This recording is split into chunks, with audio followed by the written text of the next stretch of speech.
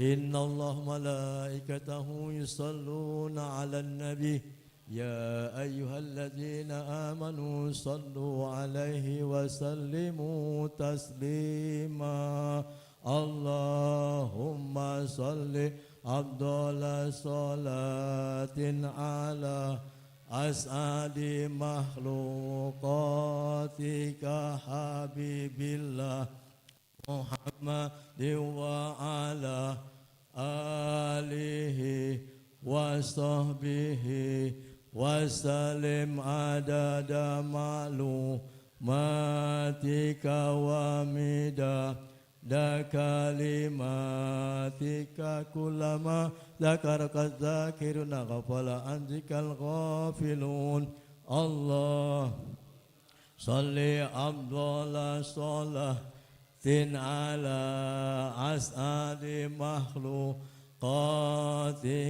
حبيب الله محمد وعلى آله وصحبه وسلم عدد معلوماتك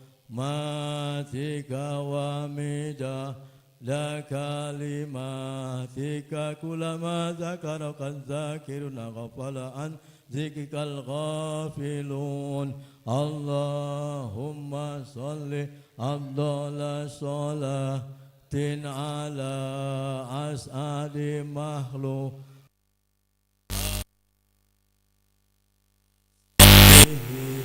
وسلم عدد معلوماتك ومداد كلماتك كلما ذكرك الذاكر وغفل عنك الغافلون وسلم عن سادتنا أصحاب سيدنا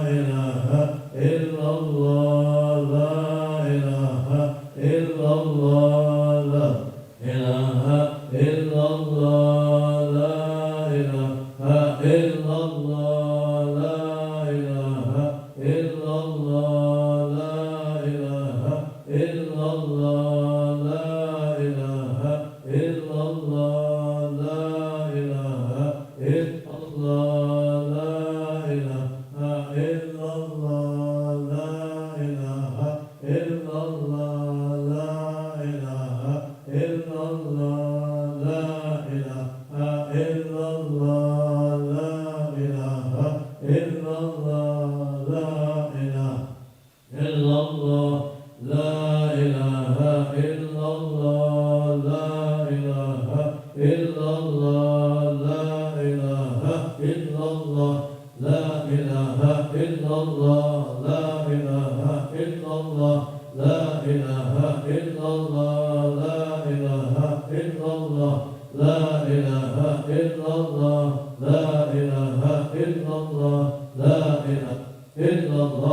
لا إله إلا الله لا إله إلا الله لا إله إلا الله لا إله إلا الله لا إله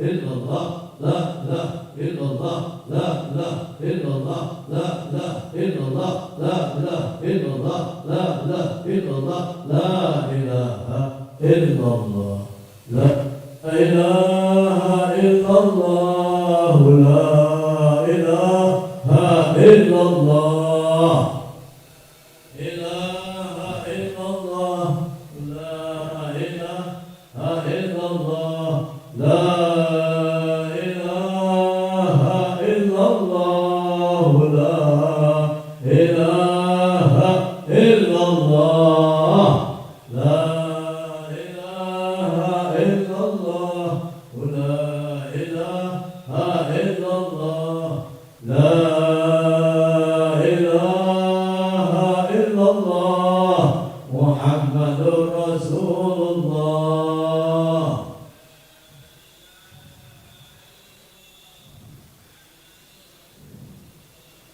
سبحان الله وبحمده سبحان الله وبحمده سبحان الله وبحمده سبحان الله سبحان الله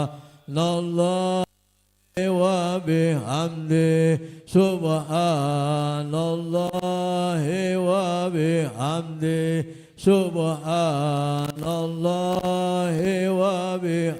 وبحمده سبحان الله وبحمده سبحان الله وبحمده سبحان الله وبحمده سبحان الله وبحمده سبحان الله وبحمده سبحان الله العظيم الله وبحمده سبحان الله العظيم سبحان الله وبحمده سبحان الله العظيم وبحمده سبحان الله العظيم سبحان الله وبحمده سبحان الله الكريم نستغفر الله العظيم حمده سبحان الله الكريم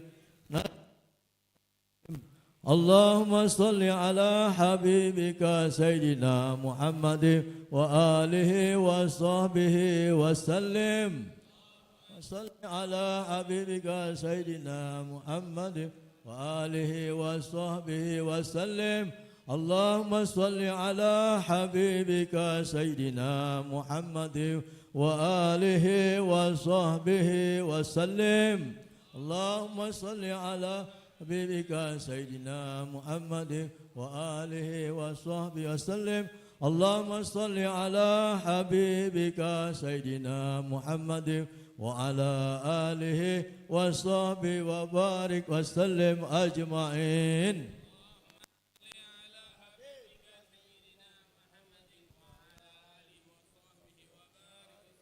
الفاتحة. أعوذ بالله من الشيطان الرجيم. بسم الله الرحمن الرحيم. الحمد لله رب العالمين الرحمن الرحيم مالك يوم الدين إياك نعبد وإياك نستعين اهدنا الصراط المستقيم صراط الذين أنعمت عليهم غير المغضوب عليهم ولا الضالين آمين. الله لا إله إلا هو الحي القيوم لا تأخذه سنة ولا نوم له ما في السماوات وما في الأرض من ذا الذي يشفع عنده إلا بإذنه يعلم ما بين أيديهم وما خلفهم ولا يحيطون بشيء من علمه إلا بما شاء وسع كرسي السماوات والأرض ولا يؤوده حفظهما وهو العلي العظيم.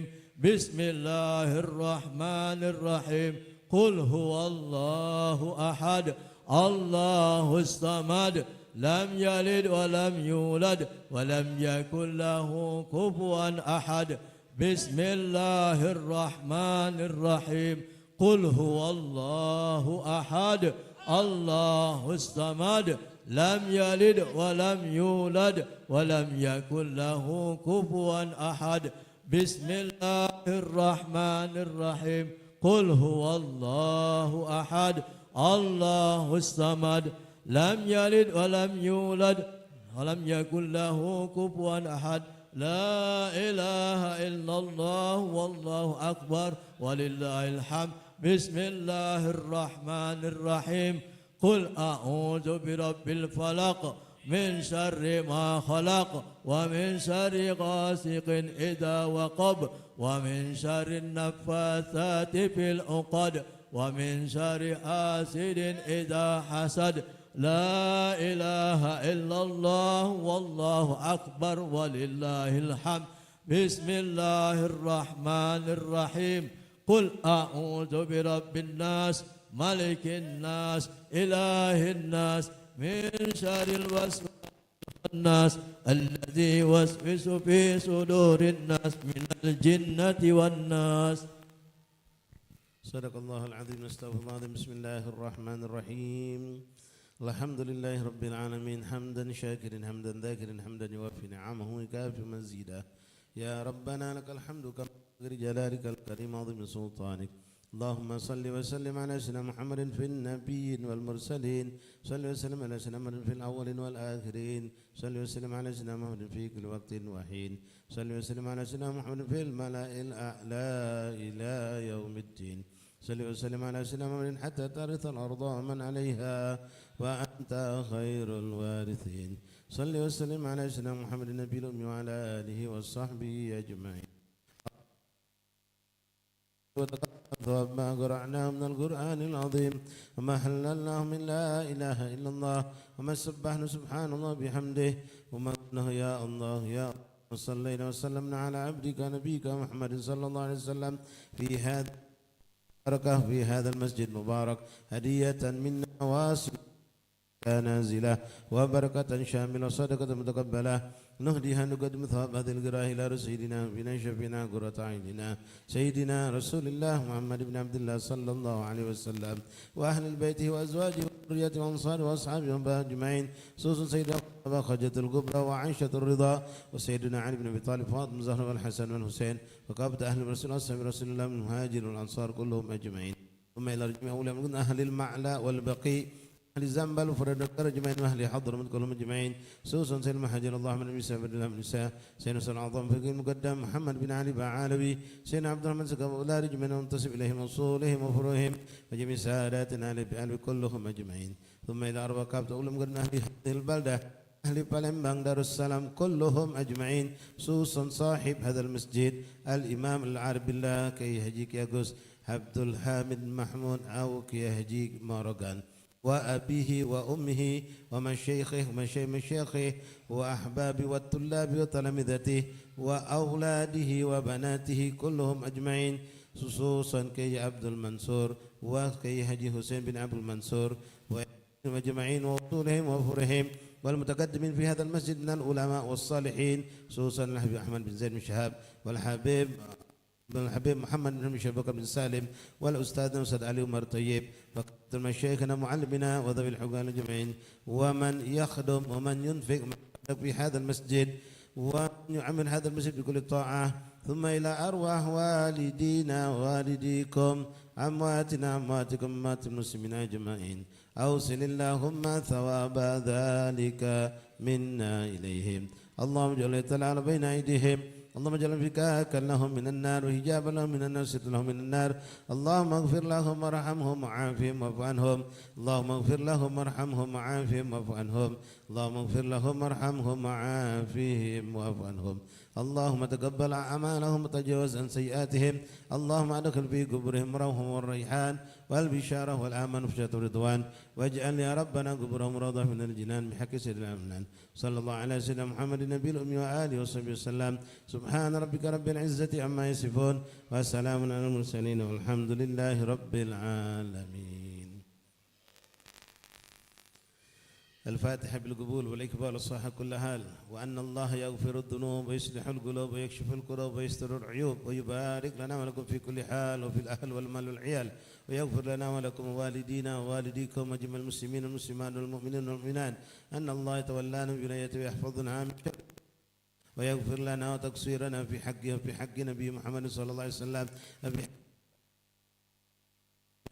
وبحقوق جميع المسلمين ويبارك لنا ولكم في أوقاتنا وساعاتنا وينقلنا وإياكم من ذل معصية إلى عز الطاعة ومن حدود النقصان إلى أوجه المعالي ومن كل حالة ضية إلى كل حالة مرضية ويشفي أمراضنا ويصحي أغراضنا ويطل أعمارنا مع لطف العافية ويحسن سبقتنا ويحسن خاتمتنا على كل سنية صالحة وما نوصى ابن ولي حبنا علي محمد بن الحبسي ومن آباؤنا مشايخنا ومعلمنا إن نقرأ مولد الحبيب صلى الله عليه وسلم أي مولد كان خصوصا إن نقرأ مولد سبت الدوران أن الله يدخل نياتنا في نياتهم وأعمالنا في أعمالنا وأخلاقهم وآدابنا وآدابنا صالحة جالبة كل خير دافعة كل شر لنا ولكم جميع المسلمين وإلى حضرة النبي محمد صلى الله عليه وسلم سر لهم الفاتحة.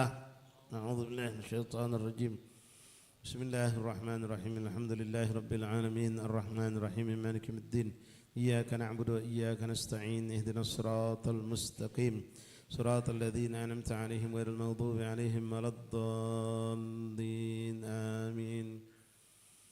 يا ربي صل على محمد يا ربي صل عليه وسلم يا ربي صل على محمد يا ربي صل عليه وسلم يا ربي صل على محمد أشرف بدر في الكون أشراق يا ربي صل على محمد يا ربي صل عليه وسلم يا ربي صل على محمد أكرم داء يدعو إلى الحق يا ربي صل على محمد يا ربي صل عليه وسلم يا ربي صل على محمد مصطفى الصادق المصدق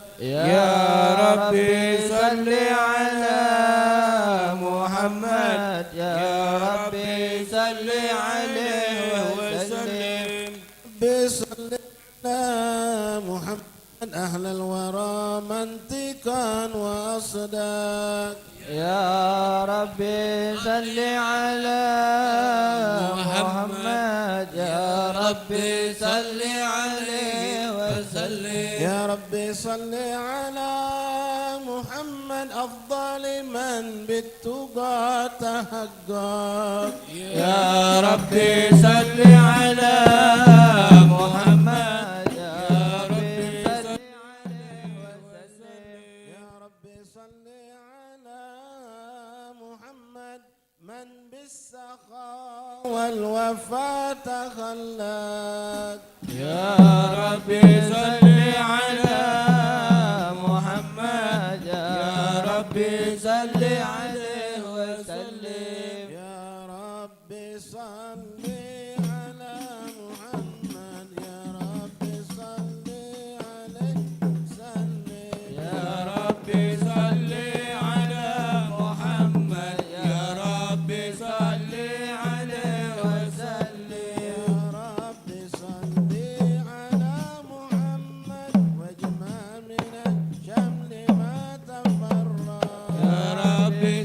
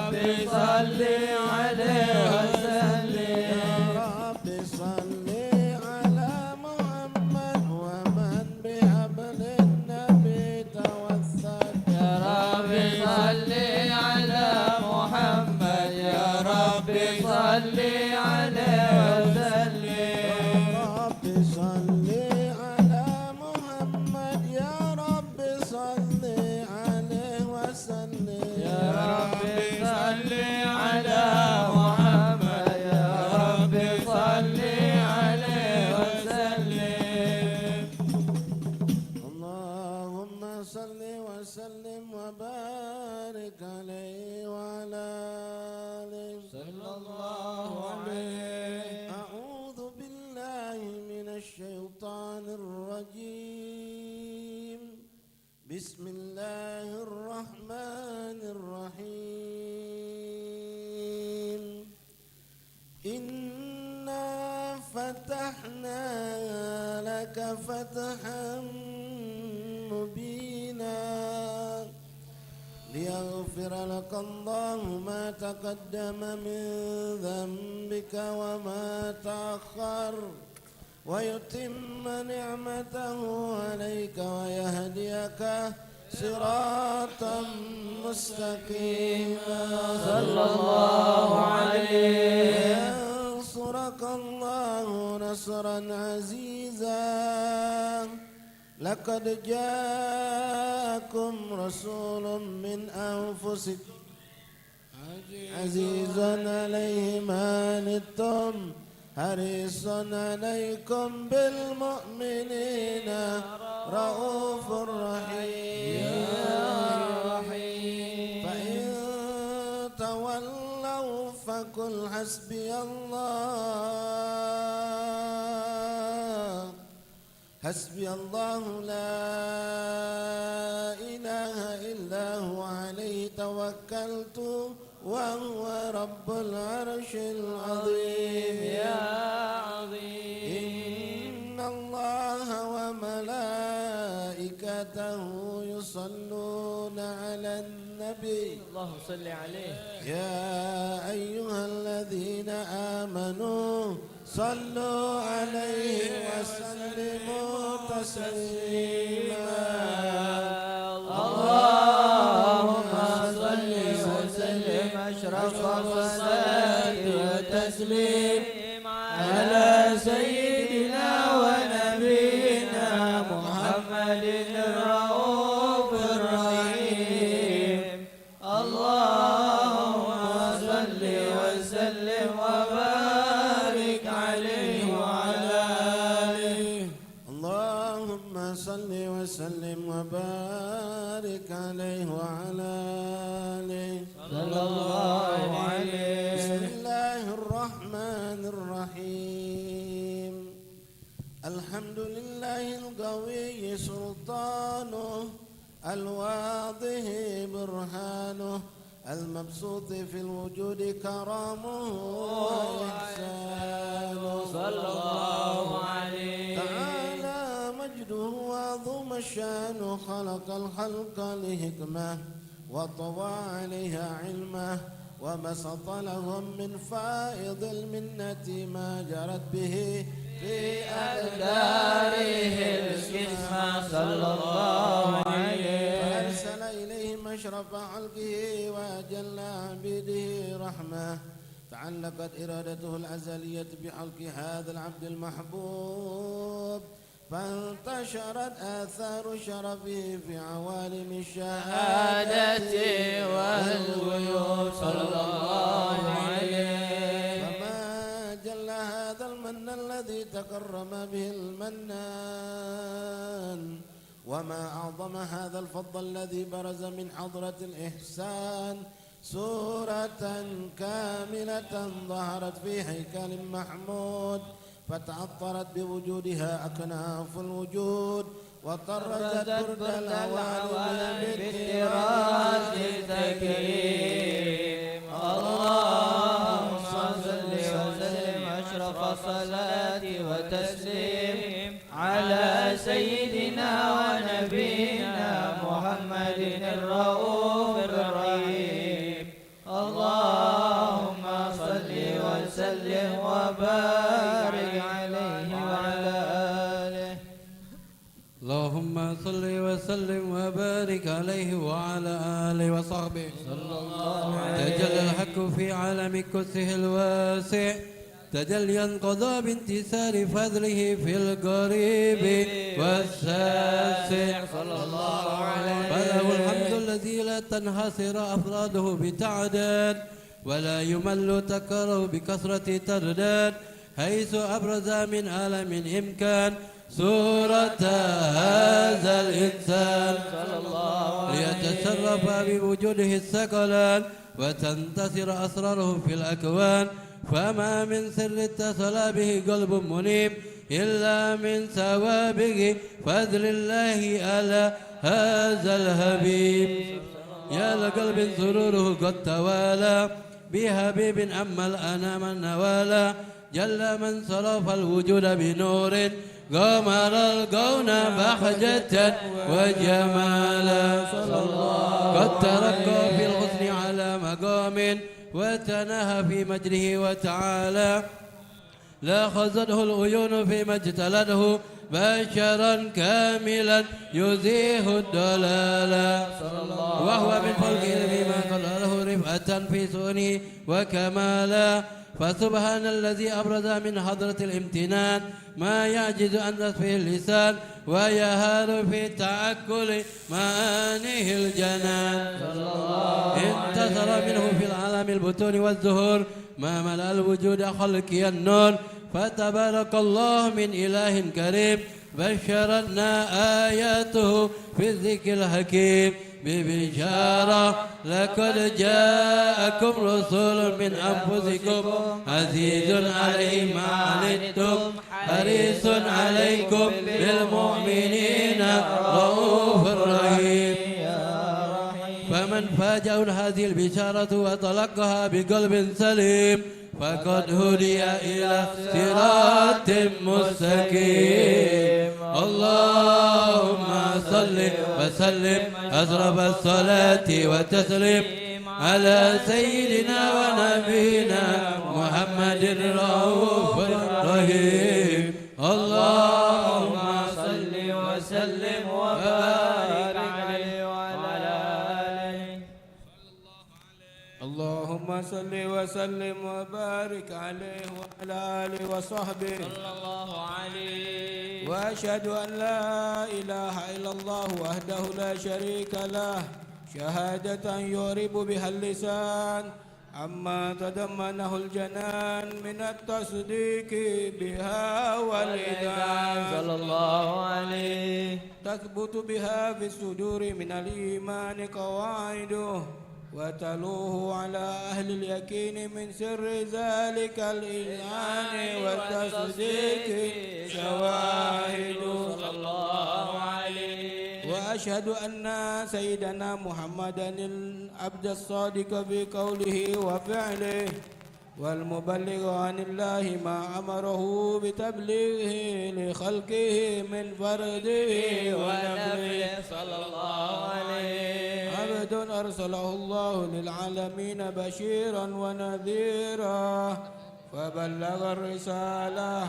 وأدى الأمانة وهدى الله به من الأمة بشرا كثيرا صلى الله عليه. فكان في ظلمة الجهل للمستبصرين سراجا وقمرا منيرا فما أعظمها من منة تكرم الله بها على البشر وما أوسعها من نعمة انتشر سرها في البحر والبر صلى الله عليه. اللهم صل وسلم بأجل الصلوات وأجمعها وأزكى التحية وأوسعها على هذا العبد الذي وفى بحق العبودية وبرز فيها في خلعة الكمال وقام بحق الربوبية في مواتن الخدمة لله وأقبل عليه غاية الإقبال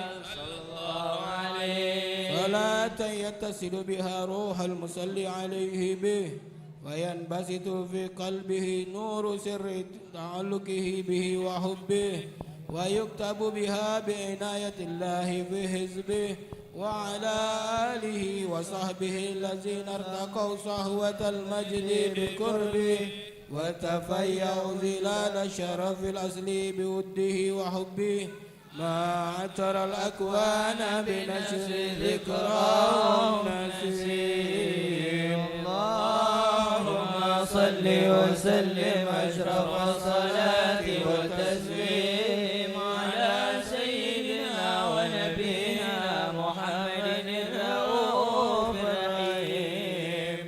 اللهم صل وسلم وبارك عليه وعلى آله. حب النبي على الإنسان مفترض، حب النبي على الإنسان مفترض، وحب أصحابه نور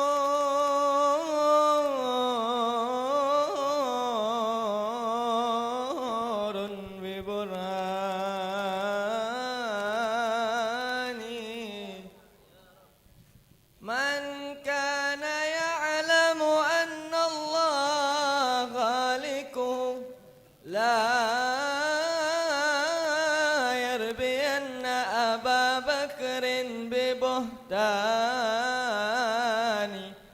ولا أبا حفص الفاروق صاحبه، ولا الخليفة عثمان بن عفان،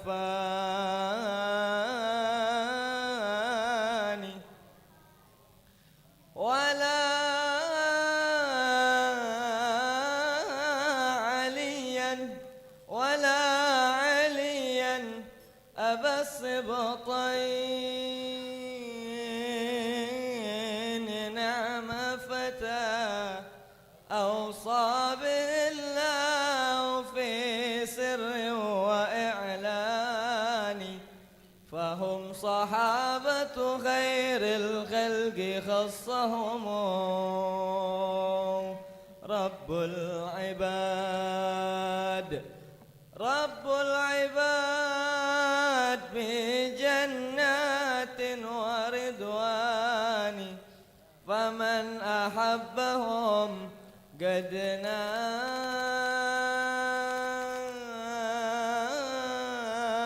منزلة عند الإله وجازاه بإحسان. يا طيبة يا طيبة يا ذا العيان، سكن عليك والهوى نادانا،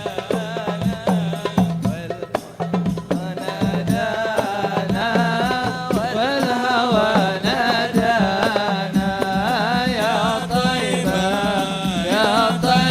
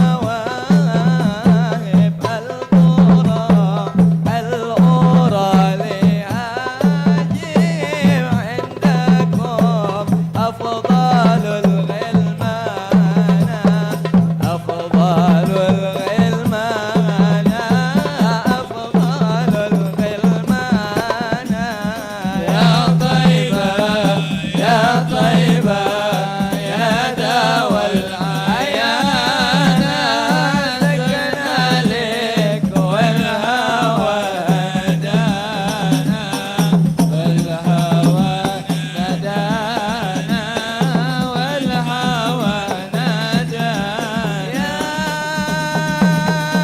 دوا العيان سكنا لك والهوى نادانا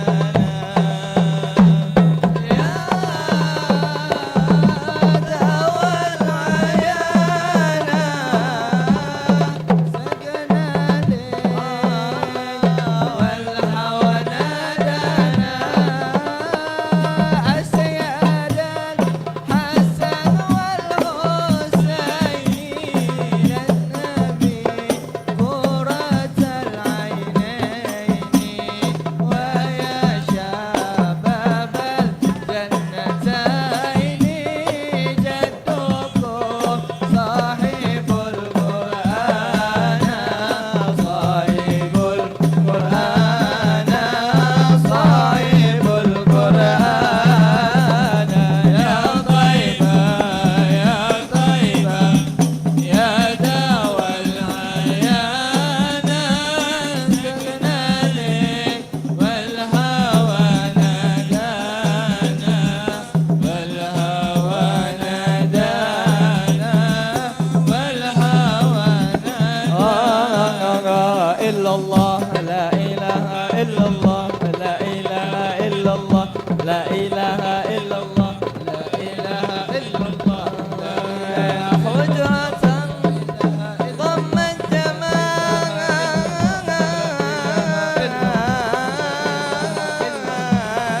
محمد حويت كريما سيدا جميلا بدرا والعمر مني وانقضى ولم تسمع في الأيام من أوبر الحجر لا إله إلا الله لا إله إلا الله قضى العمر مني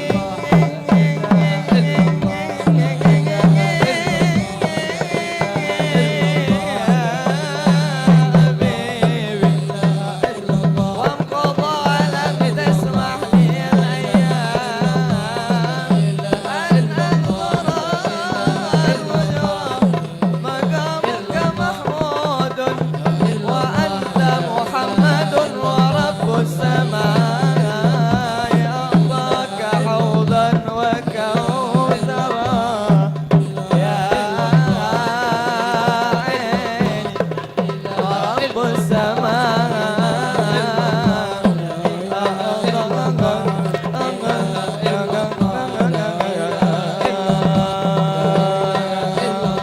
حوضا وكوثرا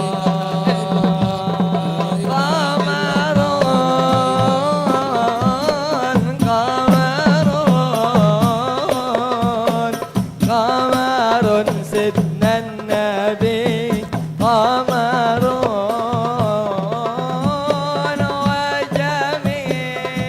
وجميل وجميل وجميل سيدنا النبي وجميل قمر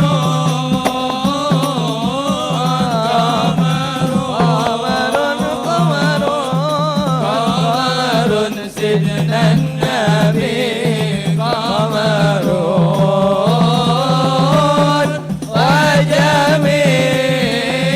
وجميل وجميل وجميل وجميل وجميل سيدنا النبي وجميل وكف المصطفى كالورد نادي الله الله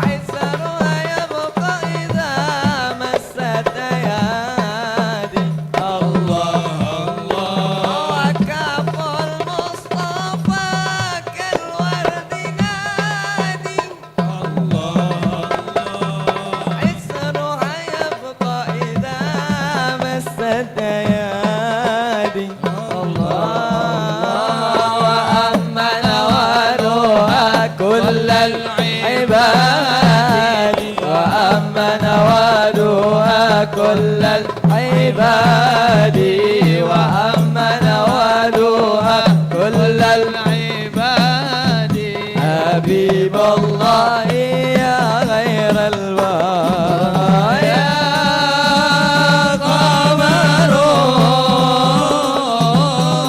قمر قمر قمر سيدنا النبي قمر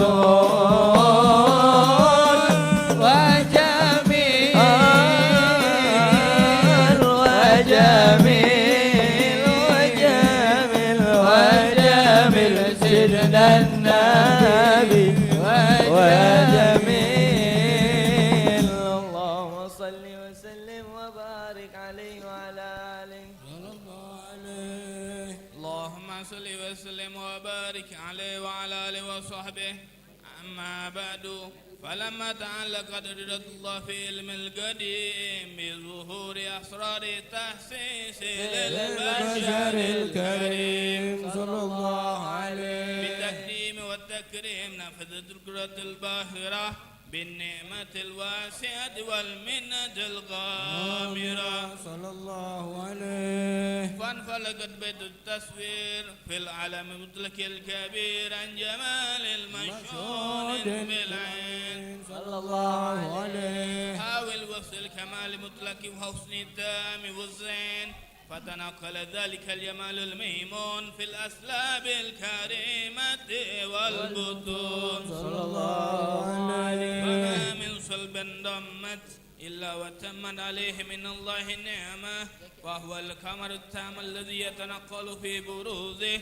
ليتشرف به موطن إقراره وموضع خروجه صلى الله عليه وقد قدت الأقدار عدالية بما قدت وأزهرت من سر هذا النور ما أزهرت وحصصت به من حصصت صلى الله عليه فكان مستقره في الأسلاب الفاخرة والأرحام الشريفة الطاهرة حتى برز في عالم شهادة بشرا لا كالبشر صلى الله عليه ونور حيار أفكار ظهوره وبهر فتعلق رحمة من هذه الهروب بيركم بهذا القرطاس ما هو لديه من عجائب ذلك النور المعروف صلى الله عليه وإن كانت الألسن لا تفي بأسر من شر أوصاف ذلك الموصوف تسويكا للسامعين من حواس المؤمنين وترويها للمتعلقين بهذا النور المبين صلى الله عليه وإلا فأنا تقرب الأقلام عن سؤال خير الأنام ولكن هذان إلى تزوين ما حفظت من شر أسراف المحلوكين وما أكرم الله به في مولده من الفضل الذي عم العالمين صلى الله عليه وباقي الرعين في الكون منشورة على مر الأيام والشهور والسنين داعي دالك بهذه حضرة الكريمة ولا عد التشوك إذا سمعوا صافها العظيمة ولعل الله ينفع به المتكلم والسامع فيدخلان في الشفاعة هذا النبي الشافع ويتروحان بروح ذلك النعيم اللهم صل وسلم أشرف الصلاة والتسليم على سيدنا ونبينا محمد الرؤوف الرحيم اللهم صل وسلم وبارك عليه وعلى آله اللهم صل وسلم وبارك عليه وعلى آله صلى الله عليه وقد عان للقلم أن يخط ما حركته فيه الأنامل مما استفاده فهم من صفات هذا العبد المحبوب الكامل صلى الله عليه وشمائل والتي هي أحسن شمائل.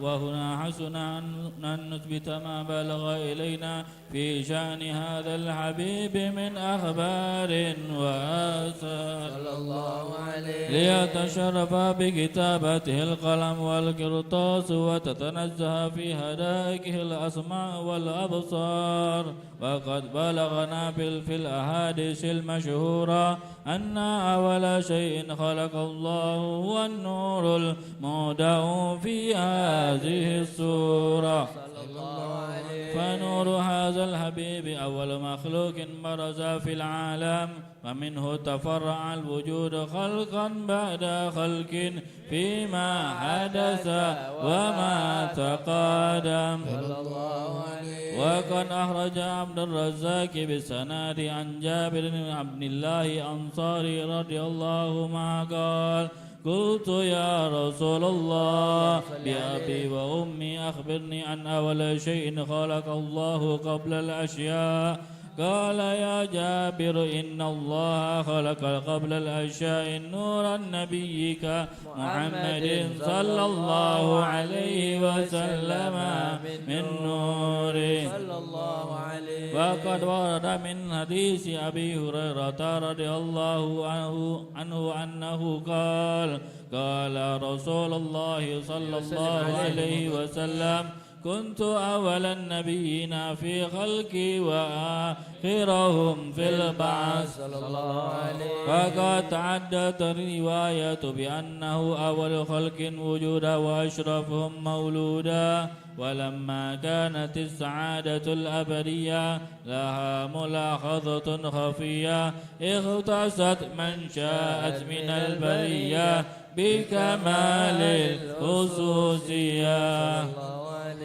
فاستودعن هذا النور المبين أصلب وبطون من شرفته من العالمين، فتنقل هذا النور من صلب آدم ونوح وإبراهيم حتى أوصلته يد العلم الكريم إلى من خصصته بتكريم أبيه الكريم عبد الله بن عبد المطلب بالقدر العظيم، أمه التي هي في مخاوف آمنة السيدة الكريمة آمنة، فتلقاه صلب عبد الله فألقاه إلى بطنها فضمته أحشاؤها بمعونة الله محافظة على حق هذه الدرة وصونها صلى الله عليه فحملته برعاية الله كما ورد عنها حملا خفيفا لا تجد له ثقلا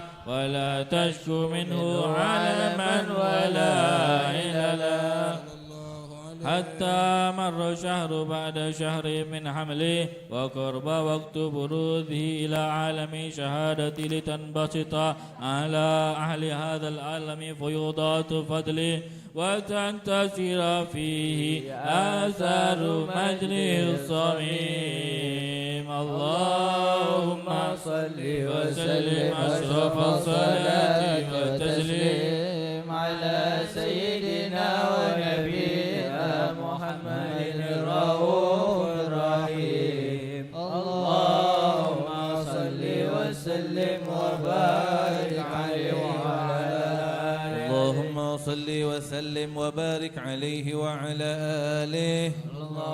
ومنذ علقت به هذه الدرة المكنونة والجوهرة المصونة والكون كله يصبح ويمسي في سرور وابتهاج بقرب ظهور إشراق هذا السراج، والعيون متشوفة إلى بروذه متشوقة إلى التقاط جواهر كنوذه صلى الله عليه. وكل الدابة لقريش بفصيح العبارة معلنة بكمال البشارة، وما من همل هملت في ذلك العام إلا أتت في حملها بغلام من بركات وسعادة هذا الإمام. ولم تزل الأرض والسماوات كانت متضمحة بإثر الفرح بملاقاة أشرف البرية وبروزه من عالم الخفاء إلى عالم الظهور بعد تنقله في البطون والظهور. فأظهر الله في الوجود بهجة التكريم وبسط في العالم الكبير مائدة التشريف والتعظيم ببروز هذا البشر الكريم. اللهم صل وسلم أشرف الصلاة والتسليم على سيدنا ونبينا محمد الرؤوف الرحيم. اللهم صل وسلم وبارك عليه وعلى آله. اللهم صل وسلم على سيدنا محمد اللهم صل عليه وعلى آل سيدنا محمد برسول الله والبدوي ورجال من بني علوي سلكوا في المنهج النبوي. رسول الله والبدوي برسول الله والبدوي ورجال من بني علوي سلكوا في المنهج النبوي برسول الله والبدوي. ربي إني قد مددت يدي منك أرجو فائد المدد. ربي إني قد مددت يدي منك أرجو فائد المدد. فأغثني أنت معتمدي فأغثني أنت معتمدي برسول الله والبدوي برسول الله والبدوي ورجال من بني علوي سلكوا بالمنهج النبوي برسول الله والبدوي. وقمت بالعتاب معترفا لعزيمي ذنبي مغترفا. كنت بالعتاب معترفا لعزيمي ذنبي مغترفا من بهار الفضل معترفا من بهار الفضل معترفا برسول الله والبدوي برسول الله والبدوي ورجال من بني علوي سلكوا بالمنهج النبوي برسول الله والبدوي. رقت عيناي شوقا ولطيبة زرفا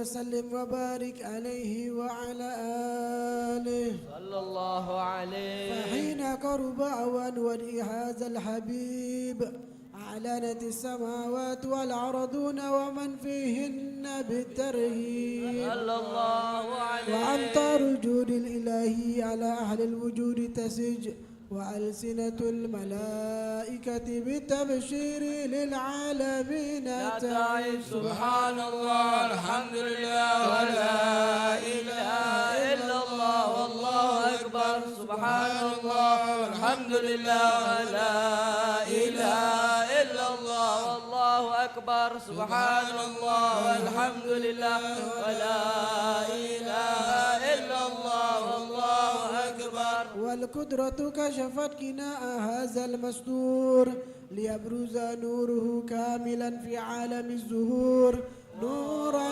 فاق كل نور. صلى الله عليه. وأنفذ الحق حكمه على من أتم الله عليه النعمة من خواص الأمة أن يحضر عند وليه أمة تعنيسا لجنابها المسعود ومشاركة لها في هذا السماء الممدود. صلى الله عليه. فحضرت بتوفيق الله السيدة مريم والسيدة آسيا ومعهما من الحور العين من قسم الله له من الشرف بالقسمة الوافية. صلى الله فأتى عليه. الوقت الذي رتب الله على هدوره وجود هذا المولود فانفلق صبح الكمال من النور النمود وبرز المعبد المحمود مذعنا لله بالتعظيم والسجود. صلى الله على محمد صلى الله عليه وسلم. صلى الله على محمد يا ربي صل وسلم. يا نبي سلام عليك يا رسول سلام عليك الله يا حبيب سلام عليك صلوات الله عليك الله يا نبي سلام عليك يا رسول سلام عليك يا حبيب سلام عليك صلوات الله عليك. أشرق الكون ابتهاجا بوجود المصطفى أحمد ولأهل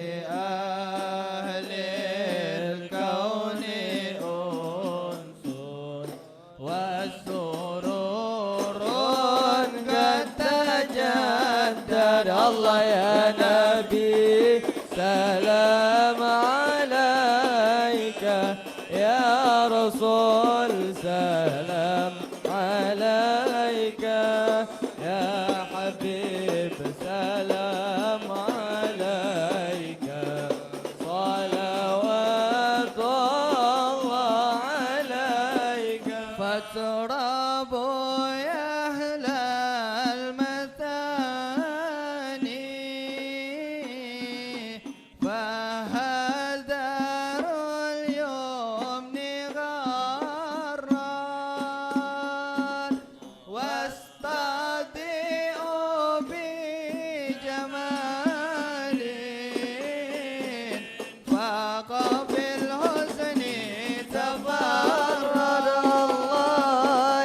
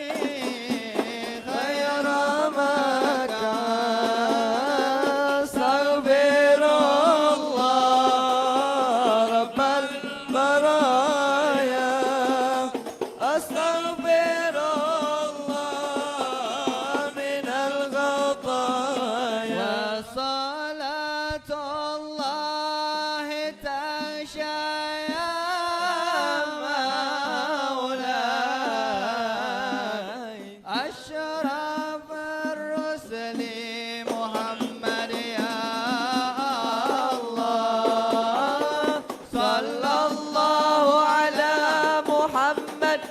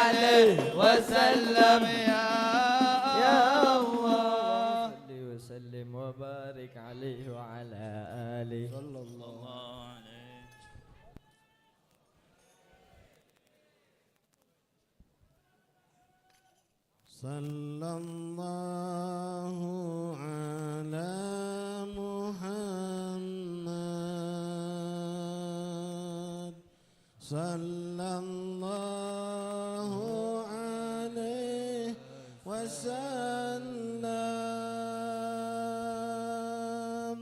صلى الله على محمد صلى الله عليه وسلم صلى الله على محمد صلى الله عليه وسلم صلى الله على محمد صلى الله عليه وسلم ربي فاجعل مجتمعنا غاية حسن الختام واعطنا ما قد سألنا من عطاياك الجسام صلى الله على محمد صلى الله عليه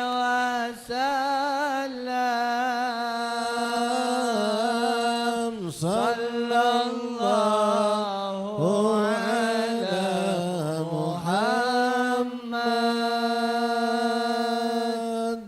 صلى الله عليه وسلم وكريم الأرواح منا بلقاء خير الأنام وابلغ المختار عنا من صلاة وسلام صلى الله على محمد صلى الله عليه وسلم صلى الله على محمد يا ربي صل وسلم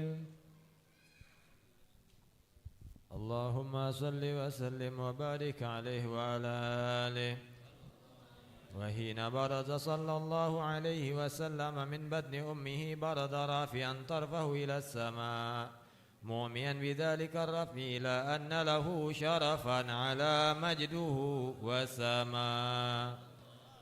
وكان وقت مولد سيد الكونين من الشهور شهر ربيع الأول ومن الأيام يوم الاثنين وموضع ولادته وقبره بالحرمين. وقد ورد أنه صلى الله عليه وسلم ولد مختونا مكحولا مقطوع السرة تولد ذلك لشرفه عند الله أيدي القدرة.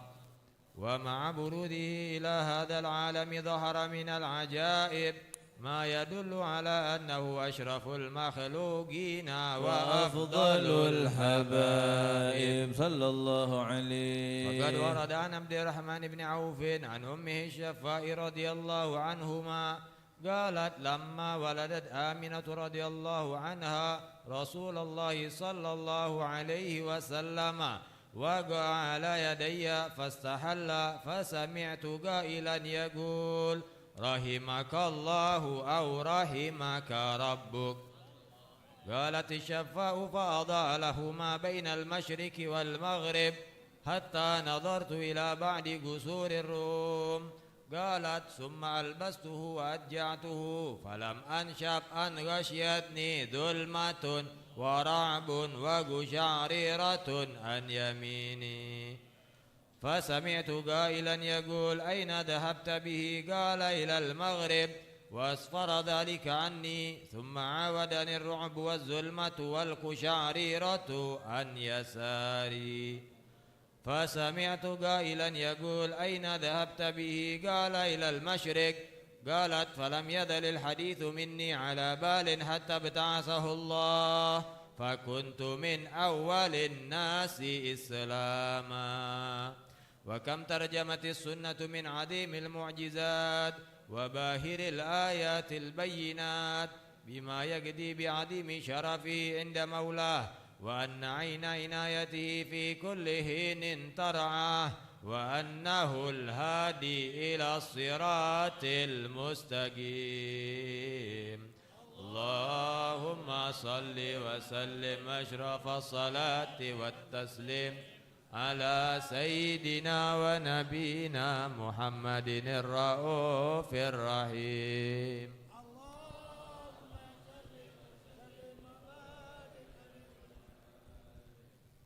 اللهم صل وسلم وبارك عليه وعلى آله.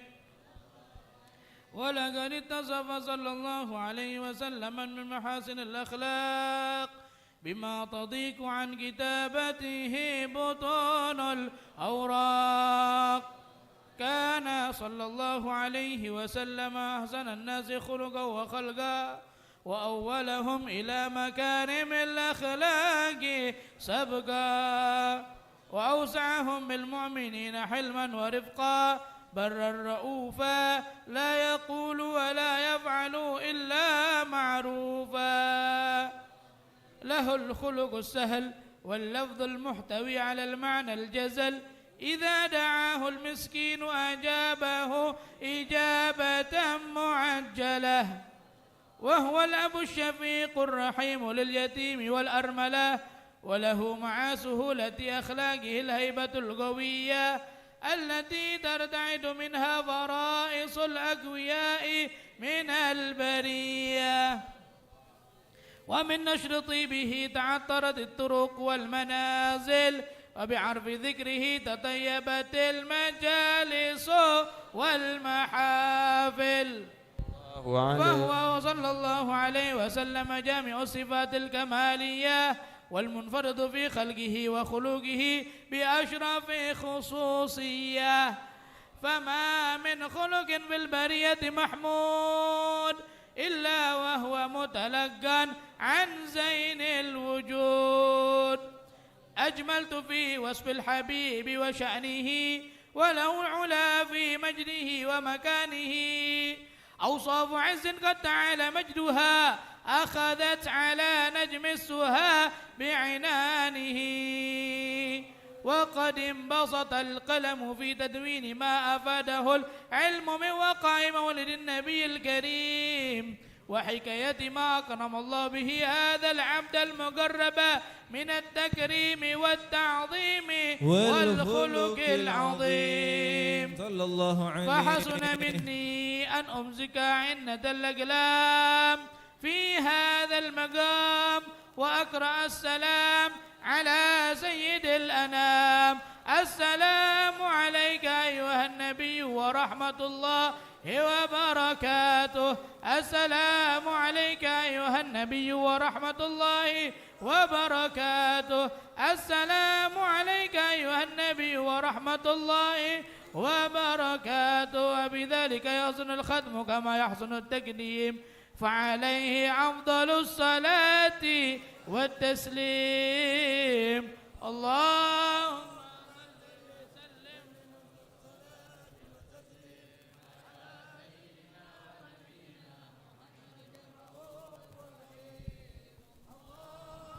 صل وسلم وبارك عليه وعلى آله. بسم الله الرحمن الرحيم. الحمد لله رب العالمين. اللهم صل وسلم على سيدنا محمد في الأولين. اللهم صل وسلم على سيدنا محمد في الآخرين. اللهم صل وسلم على سيدنا محمد في كل وقت وحين. اللهم صل وسلم على سيدنا محمد في الملأ الأعلى إلى يوم الدين.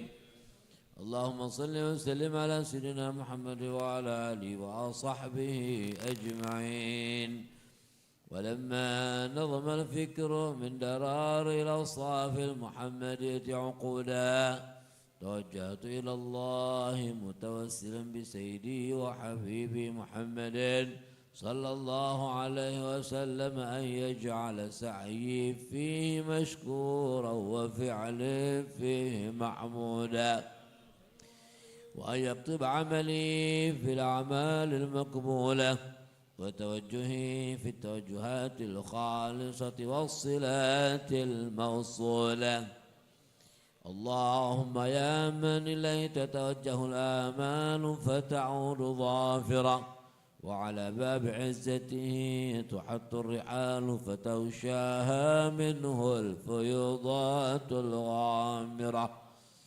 نتوجه إليك بأشرف الوسائل لديك سيد المرسلين عبدك الصادق الأمين سيدنا محمد الذي عمت رسالته العالمين، أن تصلي وتسلم على تلك الذات الكاملة مستودع أمانتك وحفيظ سرك وحامل راية دعوتك الشاملة، الأب الأكبر المحبوب لك والمخصص بالشرف الأفخر في كل موطن من مواطن القرب ومظهر، قاسم إمدادك في عبادك وساقي كؤوس إرشادك لأهل مدادك، سيد الكونين وأشرف الثقلين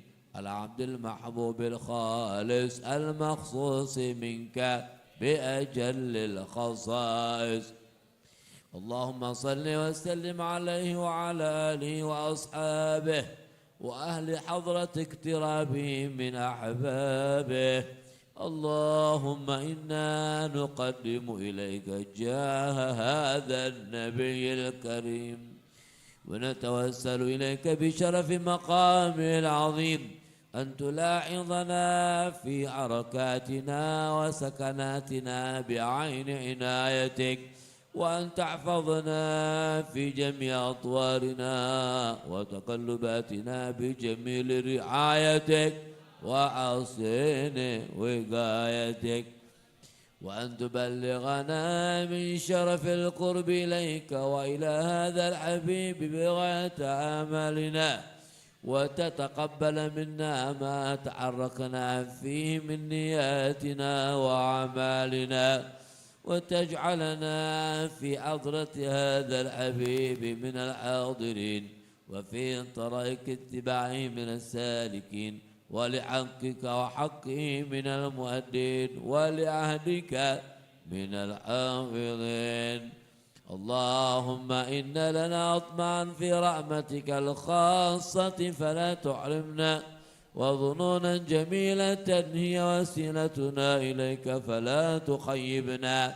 آمنا بك وبرسولك وما جاء به من الدين، وتوجهنا به إليك مستشفعين أن تقابل المذنب منا بالغفران، والمسيء بالإحسان، والسائل بما سأل، والمؤمل بما أمل، وأن تجعلنا ممن نصر هذا الحبيب ووازره ووالاه وظاهره، وعم ببركته وشريف وجهته أولادنا ووالدينا وأهل قطرنا ووالدينا وجميع المسلمين والمسلمات والمؤمنين والمؤمنات في جميع الجهات، وأدم راية الدين القويم في جميع الأقطار منشورة، ومعالم الإسلام والإيمان بأهلها معمورة معنا وسورة، واكشف اللهم كربة المكروبين واقض دين المدينين واغفر للمذنبين وتقبل توبة التائبين وانشر رحمتك على عبادك المؤمنين أجمعين واكف شر المعتدين والظالمين وابسط العدل بولاة الحق في جميع النواحي والأقطار وأيدهم بتأييد من عندك ونصر على المعاندين من المنافقين والكفار واجعلنا يا رب في الحسن العصين من جميع البلايا واجعلنا يا ربي في الحسن العصين من جميع البلايا واجعلنا يا رب في الحسن العصين من جميع البلايا وفي الإرز المكين من الذنوب والخطايا وأدمنا في العمل بطاعتك والصدق في خدمتك قائمين وإذا توفيتنا فتوفنا مسلمين مؤمنين واختم لنا منك بخير أجمعين وصل وسلم على هذا الحبيب المحبوب للأجسام والأرواح والقلوب وعلى آله وصحبه ومن إليه منسوب وآخر دعوانا أن الحمد لله رب العالمين سبحان ربك رب العزة عما يصفون وسلام على المرسلين والحمد لله رب العالمين بسر أسرار الفاتحة.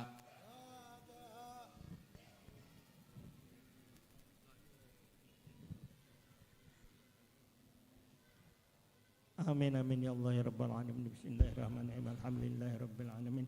اللهم صل على سيدنا محمد وعلى آل سيدنا محمد. اللهم ربنا تقبل منا إنك أنت السميع العليم وتب علينا إنك أنت التواب الرحيم. ربنا آتنا في الدنيا حسنة وفي الآخرة حسنة وقنا عذاب النار وادخلنا جنة مع الأبرار برحمتك يا عزيز يا غفار يا رب العالمين. وصلى الله على سيدنا ومولانا محمد وبارك وسلم أجمعين. دعوهم فيها سبحانك اللهم وتحياتهم فيها سلام وآخر دعوهم أن الحمد لله رب العالمين.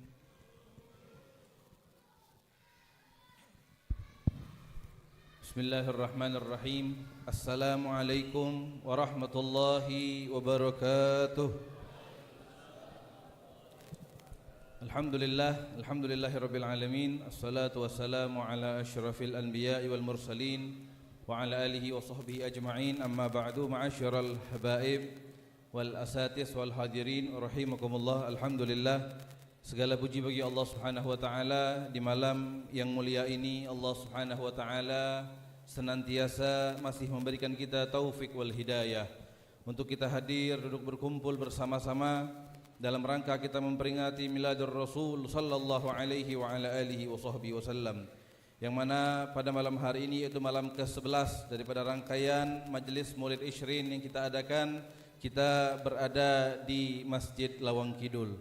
Mudah-mudahan hadirnya kita di ini tempat senantiasa mendapatkan cucuran rahmat dari Allah Subhanahu wa taala. Amin ya rabbal alamin. Salawat teriringkan salam senantiasa kita curahkan buat orang yang dimuliakan oleh Yang Maha Mulia, junjungan Nabi agung kita, Nabi besar Nabi Muhammad sallallahu alaihi wa ala alihi wasallam, beserta para keluarganya, para sahabat, para tabi'in, tabi'in wa man tabi'ahum bi ihsanin ila yaumiddin. Ma'asyiral hadirin rahimakumullah. Seperti biasa, sebelum menginjak ke acara selanjutnya yaitu Mau'idatul Hasanah dan juga kalimat tasyakur, Al-Faqir akan mengumumkan rangkaian jadwal Majelis Maulid Ishrin untuk malam-malam berikutnya. Untuk malam besok yaitu malam Rabu, insyaallah peringatan Maulid akan bertempat di Majelis Tauhid Ahlus Sunnah wal Jamaah, asuhan daripada Kiai Haji Muhammad Amin Wahid yang beralamat di 16 Ulu atau samping sekolah Auladi.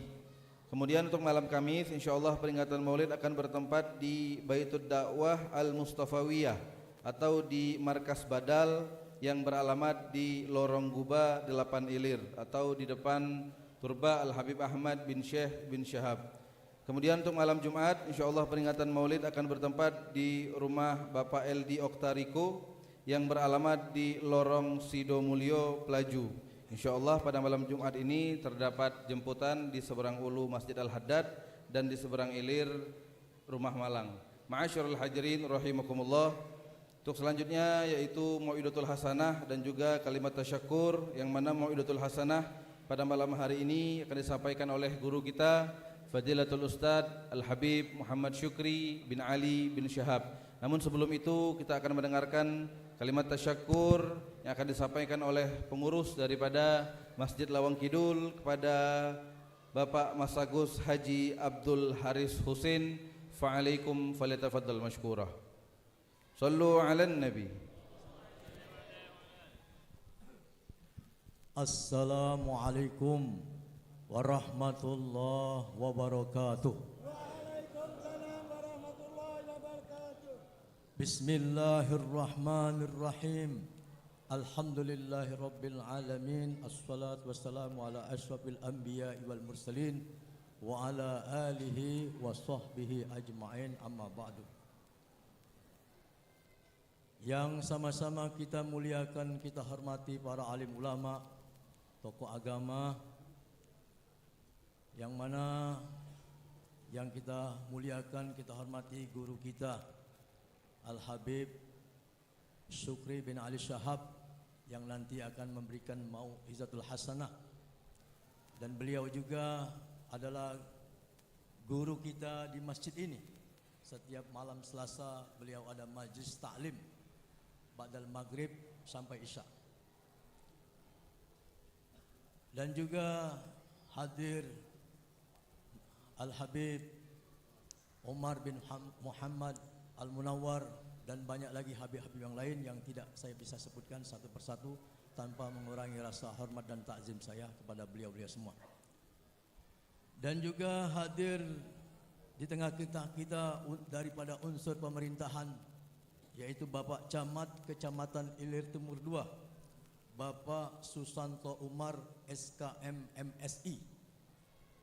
Dan juga hadir bersama kita dari unsur pemerintahan Bapak Lurah Kelurahan Lawang Kidul, Bapak Haji Wianta SPD MSI. Alhamdulillah malam ini antara umarok dan para ulama habaib kumpul di masjid kita ini.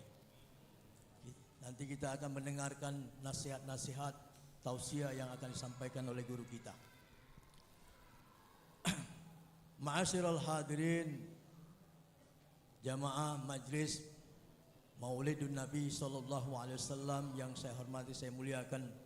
Saya mewakili daripada pengurus Masjid Lawang Kidul. Saya adalah nama Mas Agus Abdul Haris bin Husin. Husin itu nama ayah saya, ya, Kiai Husin Abu Mansur, yang rumahnya di samping masjid ini. Dulu buyah kita yang ngurus masjid ini dulunya sepeninggal daripada Kiai Mas Agus Haji Abdul Hamid Kiai Marogan, ya. Setelah Kiai Marogan membangun masjid Marogan sana pada tahun 1861, dilanjutkan 10 tahun kemudian membangun masjid ini pada tahun 1871. Jadi usia masjid ini kurang lebih 154 tahun usia Masjid Lawang Kidul ini.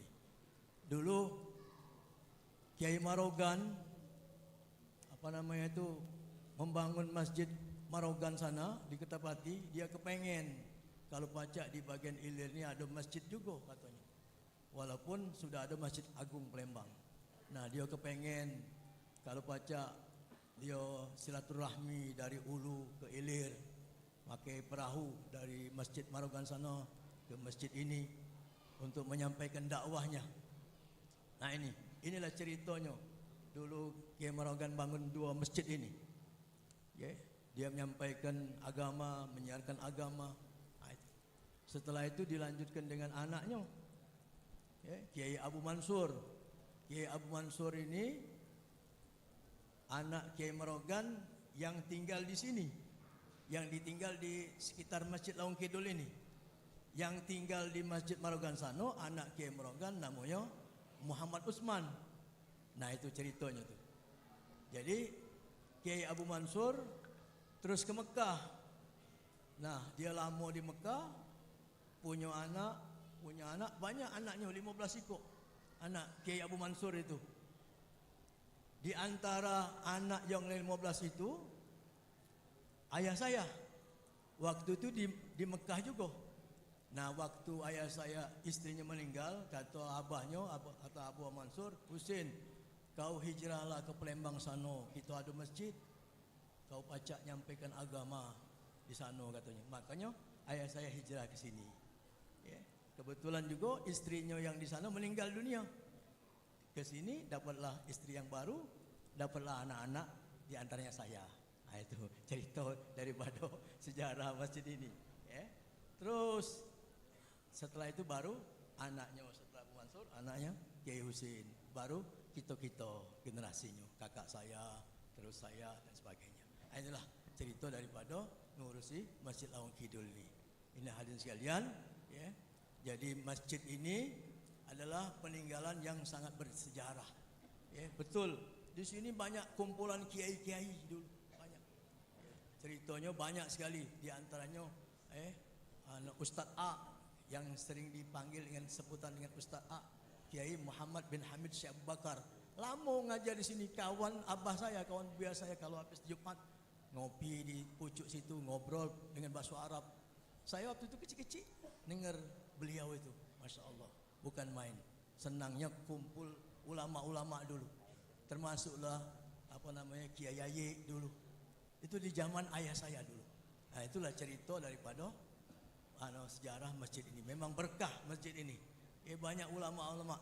Di antaranya terakhir Ustadz Ali Umar Thayyib melanjutkan sini. Sebelum itu Ustadz Naiman Qasim ngajar di sini. Banyak sekali ustadz-ustadz ngajar di sini. Sudah itu dilanjutkan dengan Habib Umar Abdul Aziz. Nah terakhir alhamdulillah guru kita Habib Syukri bin Ali Shahab. Ya Allah, bukan main. Ya, rentetan ilmu ini luar biasa. Ya, tidak putus-putus. Mudah-mudahan sampai kiamat. Amin. Allahumma amin. Itulah sekelumit sejarah daripada Masjid Lawang Kidul ini. Ya. Mudah-mudahan kita semua yang hadir dalam majlis ini mendapat rahmat, mendapatkan barokah daripada pertama sekali daripada Rasulullah SAW dan ulama-ulama yang pernah kakinya menginjak ke sini. Termasuk ulama besar di Mekah sana yang sudah menginjak masjid ini, termasuk rumah kita, Syekh Yasin Al-Padani. Syekh Yasin Al-Padani itu waktu datang saya masih ada di sini. Dia waktu datang ke Palembang kepengen nyari muridnya, namanya Husin. Nah, itulah diajak oleh Ustaz Ali ke sini. Nah, itu ada fotonya di rumah saya. Kalau mau lihat foto Syekh Yasin Al-Padani ada di rumah pucuk situ. Ini alhamdulillah jadi banyak kumpul ulama-ulama di sini. Maka kita hadir di sini mendapatkan keberkahan daripada nampak jelas daripada ulama-ulama di zaman dahulu. Itu saja saya mewakili pengurus mengucapkan terima kasih atas kehadiran Bapak semuanya dan saya juga memohonkan maaf apabila ada kekurangan-kekurangan. Kami pengurus berusaha semaksimal mungkin untuk memberikan yang nyaman, tapi kayaknya tidak nyaman juga, ya panas tentunya. Mudah-mudahan walaupun panas tapi hati kita dingin. Amin. Allahumma amin. Kurang lebih mohon maaf. Wabillahi taufiq hidayah. Assalamualaikum warahmatullahi wabarakatuh. Waalaikumsalam warahmatullahi wabarakatuh.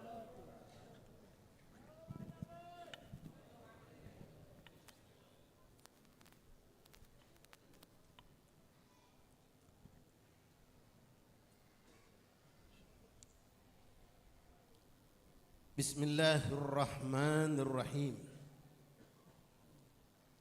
Bismillah walhamdulillah.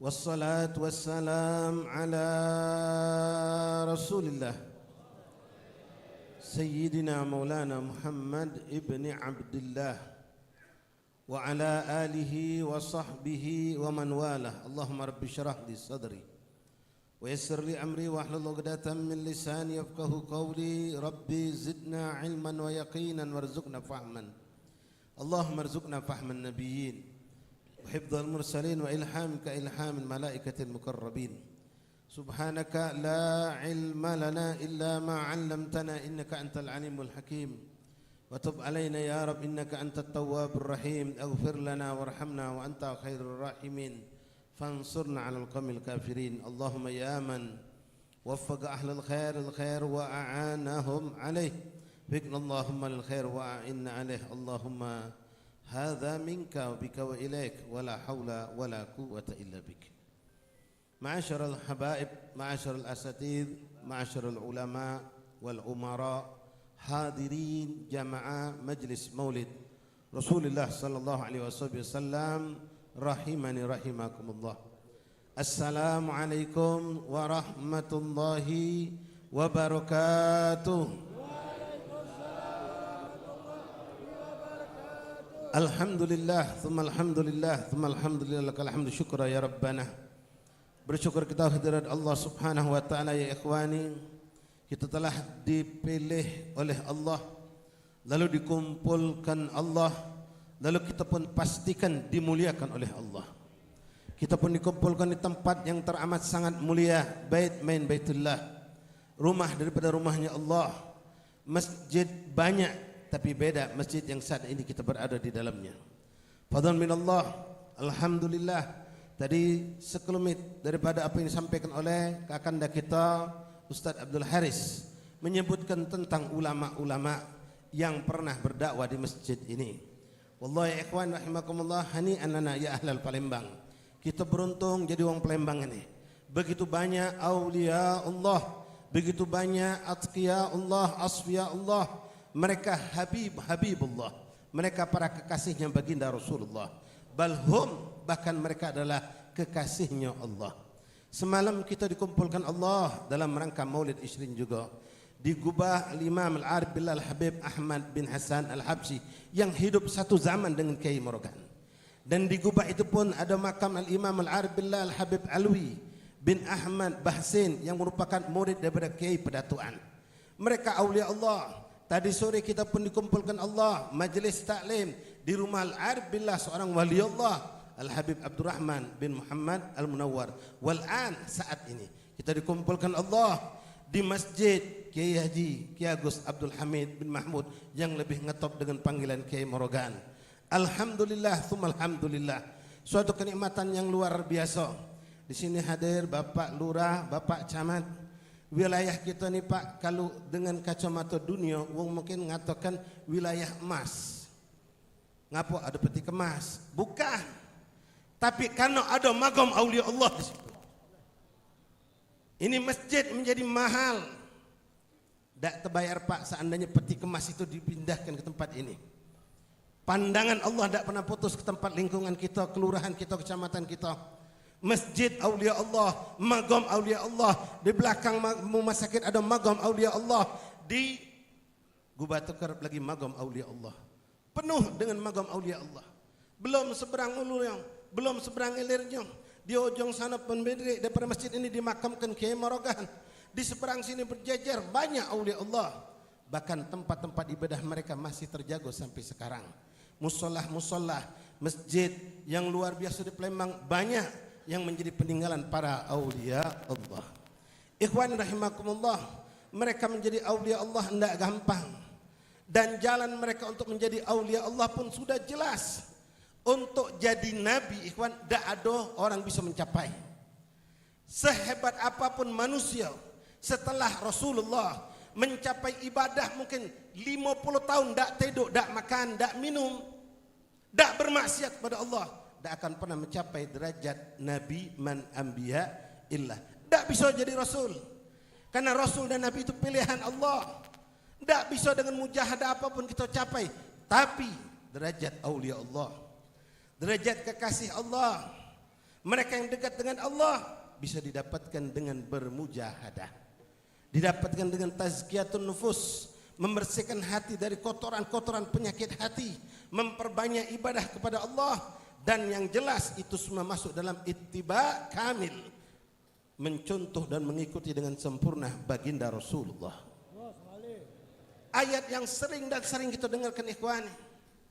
Allah telah menjadikan syarat bagi siapapun mereka, mau habaib atau bukan, mau keturunan kiai atau bukan, duduk di pesantren atau tidak, siapapun mereka, pejabat, pedagang, pembisnis, bisa mencapai derajat aulia Allah. Bisa kalau mereka mencontoh dan mengikuti jejak langkah kaki Rasulullah. Allah menyebut mereka ahbabullah, kekasih Allah. Ayat Al-Quran yang selalu kita dengarkan dari para ulama, ayat yang tidak asing sampai kita pun akhirnya hafal. Allah mengatakan, qul in kuntum tuhibbunallah fattabi'uni. Kalau kalian mengaku cinta kepada Allah, maka ikuti aku, kata Rasulullah. Apa yang kita dapatkan Bapak hadirin? Yuhibbukumullah, Allah akan cinta kepada kalian. Sallu ala Nabi Muhammad. Pintu dapat cinta, untuk dapat cinta dari Allah lewat baginda Rasulullah. Semua mereka aulia Allah, semua mereka para atqiya Allah, asfiya Allah, wali Allah, al-arif billah, mugarrab. Mereka dekat dengan Allah lewat pintu baginda Rasulullah. Bahkan diperjelas lewat beberapa hadis Rasulullah yang lainnya. Dalam salah satu hadis qudsi Allah mengatakan dalam hadis yang cukup panjang, di antaranya di situ kalimat Allah mengatakan, walam yazal abdi yatagarrab ilayya bin nawafili hatta uhibbah. Diperjelas ini ayat ikhwan dengan hadis ini. Dan senantiasa seorang hambaku, kata Allah, setelah melakukan yang wajib-wajib, senantiasa maknanya dawam, continue. Lam yazal itu terus menerus, bukan sekali-sekali. Walam yazal abdi yatagarrab ilayya. Dan senantiasa terus menerus seorang hamba mendekatkan diri kepadaku, kata Allah, dengan apa? Bin nawafili, dengan melaksanakan sunnah-sunnah Rasulullah. Hatta uhibbah, sampai aku akan cinta kepada itu hamba. Sunnah siapa yang kita ikuti ya ikhwani, sehingga Allah jadi cinta kepada kita? Sunnah Rasulullah. Ini mungkin dari saksi ikhwan, bukan belasan, bukan puluhan, ratusan, bahkan mungkin ribuan aulia sholihin. Apalagi dulu belum ada masjid-masjid banyak di Palembang. Kebanyakan masyarakat seberang ilir ini markasnya sholatnya Jumatnya di sini. Belum ada masjid Darul Mutakin, belum ada masjid lain. Seberang Ulu ada lagi masjidnya, Masjid Agung. Berapa banyak aulia? Jangankan yang sholat, yang sujud, yang ibadah, yang mengajar saja, yang menjadi imam saja, tak terhitung jumlah mereka. Dan ini tempat menjadi saksi buat mereka, dan malam hari ini menjadi saksi untuk kita ya ikhwani. Insya Allah saksi kalau kita cinta kepada Allah, kita cinta kepada Rasulullah. Ikhwani rahimakumullah, kalau Allah sudah cinta, maka Allah muliakan hamba tersebut. Akan Allah angkat derajat mereka. Hatta uhibba, sampai aku akan cinta kepada mereka. Lalu disitulah lewat hadis ini Allah jelaskan kepada kita tentang adanya makna karamatul aulia. Beda Bapak, orang yang punya hawarikul adat, keanehan-keanehan, bisa tembus apa yang di hati kita, bisa tembus apa yang di pikiran kita. Bahkan diungkapkan banyak di kitab, ada yang bisa berjalan di atas air, ada yang bisa terbang di langitnya Allah, ada yang bisa merubah batu jadi emas. Boleh terjadi ini hal ikhwani pada orang-orang yang soleh, ahli tugo yang mengikuti Rasulullah, tapi boleh juga didapatkan oleh orang-orang yang fasik, orang-orang yang ahli maksiat yang bersekutu dengan jin dan syaitan. Kan banyak nih Pak, kalau kita lagi bingung ada masalah, sudah kau datang be wong pintar. Nah, beda ikhwan, soleh sama wong pintar. Kalau datang ke wong pintar berarti yang datang wong bodoh. Siapa wong pintar? Ya dukun. Disebut wong pintar, berarti orang yang mendatangi dukun itu orang bodoh. Tapi cobalah kau datang ke orang-orang yang soleh. Boleh jadi ikhwan, dukun itu, tukang santet itu bisa ngerubah batu jadi emas, bisa jalan di atas air, bisa menembus apa yang di hati dan pikiran kita, tapi kita seorang yang belajar, dididik oleh guru, dididik oleh salaf, menjelaskan pada kita mana beda antara mereka. Kuncinya yang paling utama adalah syuf, undur, lihat pada diri mereka bagaimana hubungan mereka dengan sunnah Rasulullah. Ada orang ngaku pacak nyengok itu pak, kukunya panjang. Jangan percaya jin gewang dia. Kenapa? Dia tidak menjalankan sunnah Rasulullah. Nabi tidak pernah nyuruh kita manjangkan kuku, ikhwan. Maaf, kumis jebek-jebek sampai nutup bibir. Makruh itu. Ngobati betina masuk belik berduaan, syaitan itu. Walaupun dia ngomong macam-macam, kita bingung. No, tahu gak lo apa yang aku di hati aku? Gewan dia jin, gewang dia iblis. Tapi kalau ada orang yang dengan izin Allah bisa istilah kita mengkasyaf apa yang di pikiran kita, tahu apa yang di hati kita, tahu apa yang telah kita lakukan kemarin, biiznillah mengkasyif, itu bisa kita benarkan ini waliullah ketika kita saksikan dia adalah orang yang mengikuti sunnah Rasulullah. Salatnya berjamaah, gobliyah ba'diyah tak ditinggal, menjaga wudu, menjaga pandangan, menjaga pendengaran, menjaga apa yang masuk ke dalam mulut mereka. Tidak ada sebutir barang haram masuk ke tenggorokan mereka. Jangankan yang haram, yang syubhat pun mereka jauhi, yang tidak jelas halal haramnya. Tidak mungkin ikhwan seorang akan mencapai derajat wali min awliyaillah kalau mereka tidak perhatikan perkara-perkara ini. Kenapa? Ini semua ada pada diri Rasulullah. Ini semua diajarkan oleh Rasulullah. Dalam hadis lain Rasulullah mengatakan, "Idza ahabballahu 'abdahu", kalau Allah sudah cinta kepada hambanya. Cinta tadi dapat dari mana, ikhwan? Ngikuti Rasulullah. Kita mungkin tidak sanggup bagaimana bisa meniru Rasulullah. Kita punya guru-guru yang alhamdulillah mereka diajar oleh guru mereka diajar oleh guru mereka, guru sampai kepada sang maha guru huwa Rasulullah. Ikhwan rahimakumullah, Allah mengatakan dalam hadis ini, idza ahabballahu 'abdahu nada Jibril. Kalau Allah sudah cinta sama seorang hambanya, maka Allah panggil malaikat Jibril. Ini sering kita sampaikan. Tadi sudah tahu cinta ini muncul dari mana? Karena ini hamba mengikuti Rasulullah. Fattabi'uni yuhibbukumullah. Lam yazal yatagarrab bin nawafil, menjalankan terus sunnah Rasulullah. Hatta uhibbah, sampai aku cinta kata Allah. Kalau Allah sudah cinta ikhwan, nada Jibril, Allah panggil malaikat Jibril, ya Jibril, inni uhibbu fulan fahibbu. Wahai Jibril, aku mencintai hambaku yang bernama si fulan. Dijelaskan Allah di mana dia berada, di kampung mana, di mana rumahnya, namanya siapa. Lalu Allah katakan kepada Jibril, fahibbu, cintailah dia wahai Jibril.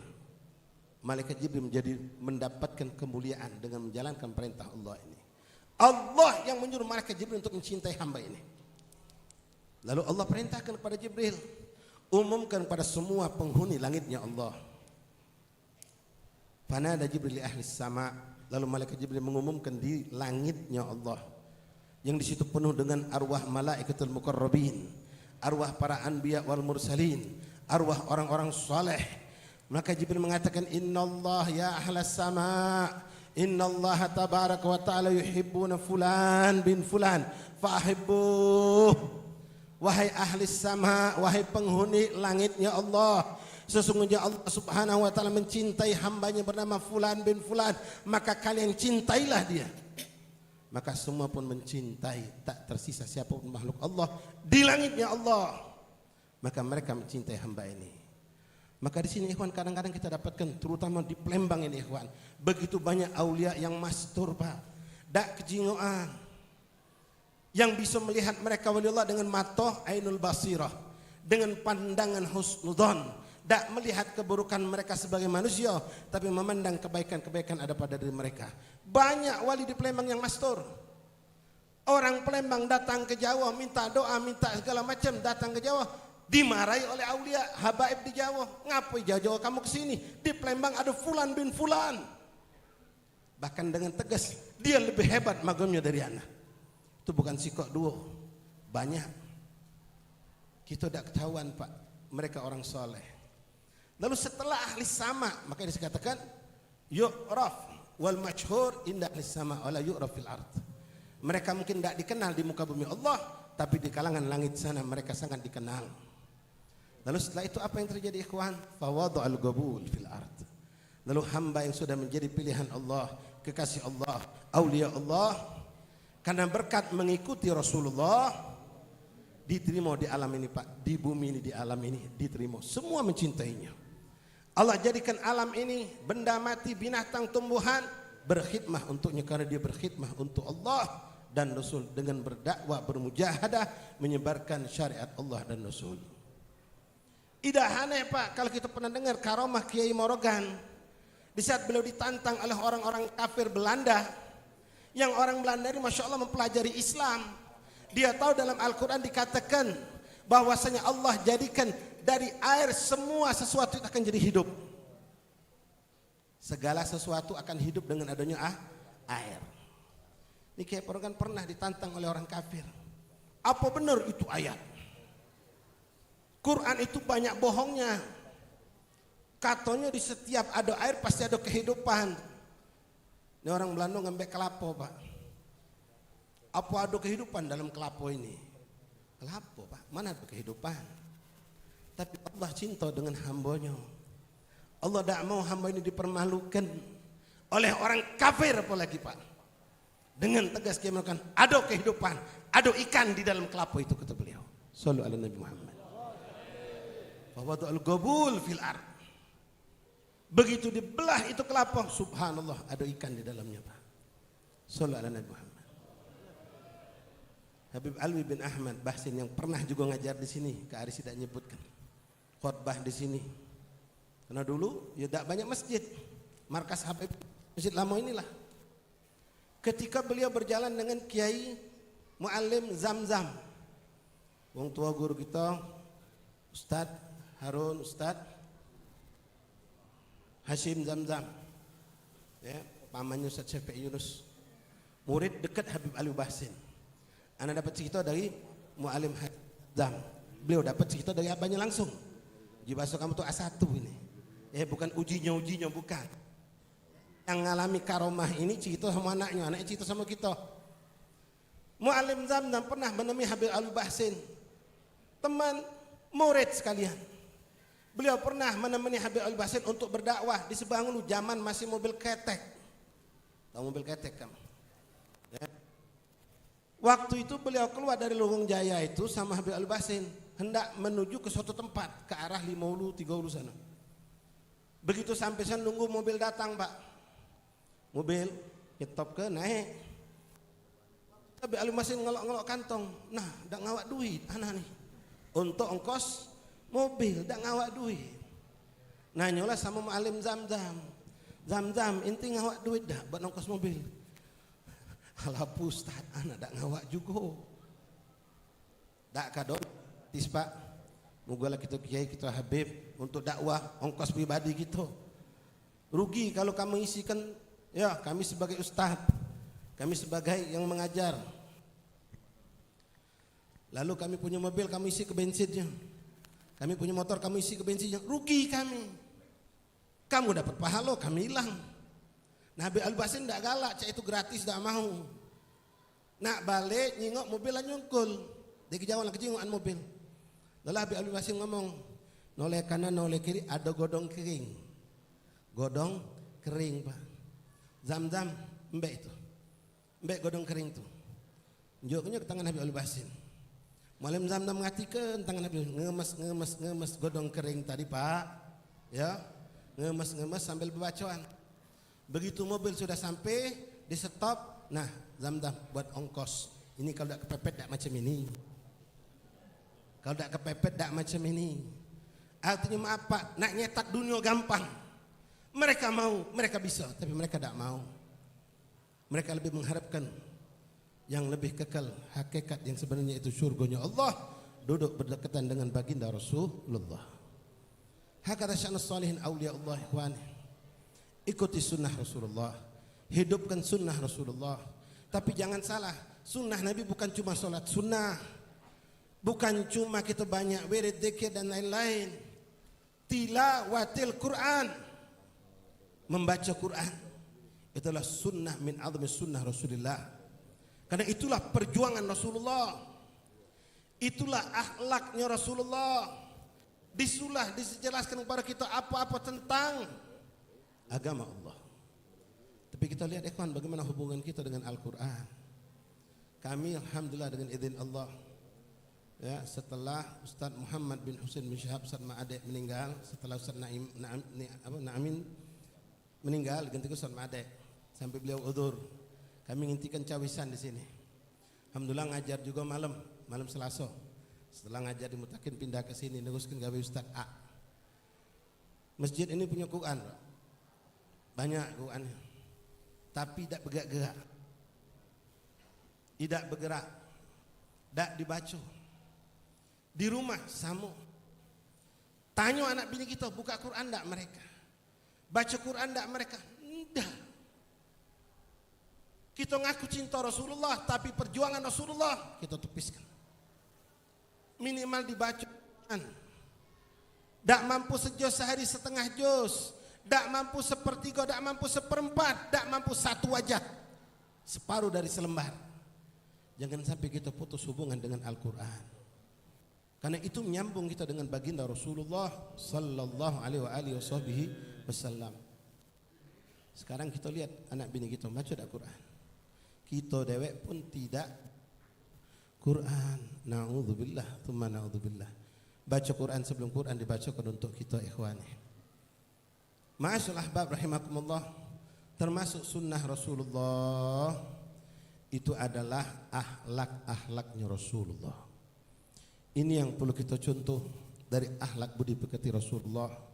Bagaimana Rasulullah punya sifat pemaaf, bagaimana Rasul punya sifat sabar yang luar biasa, bagaimana Rasulullah punya sifat karam yang teramat sangat. Itu juga adalah akhlak-akhlak Rasulullah yang perlu kita contoh dan kita hidupkan dalam kehidupan kita. Ikhwan rahimakumullah, sebab untuk mendapatkan kecintaan dari Allah itu banyak. Yang intinya semuanya masuk dalam mahabbatullah nalabi tibai Rasulillah, ngikuti Rasulullah. Nah di antaranya Pak, kita petik beberapa hadis Nabi yang menunjukkan bahwa kita memang disitulah adanya mahabbah yang akan kita dapatkan dari Allah. Rasulullah pernah bersabda dalam hadisnya, Innallaha yuhibbu ahadukum idza amilu amalan atqanah, atau kama qala sallallahu alaihi wasallam. Sesungguhnya Allah akan tahu kepada kamu kalau kamu melakukan suatu perbuatan itu disempurnakan. Yang memang jangan setak sekutu.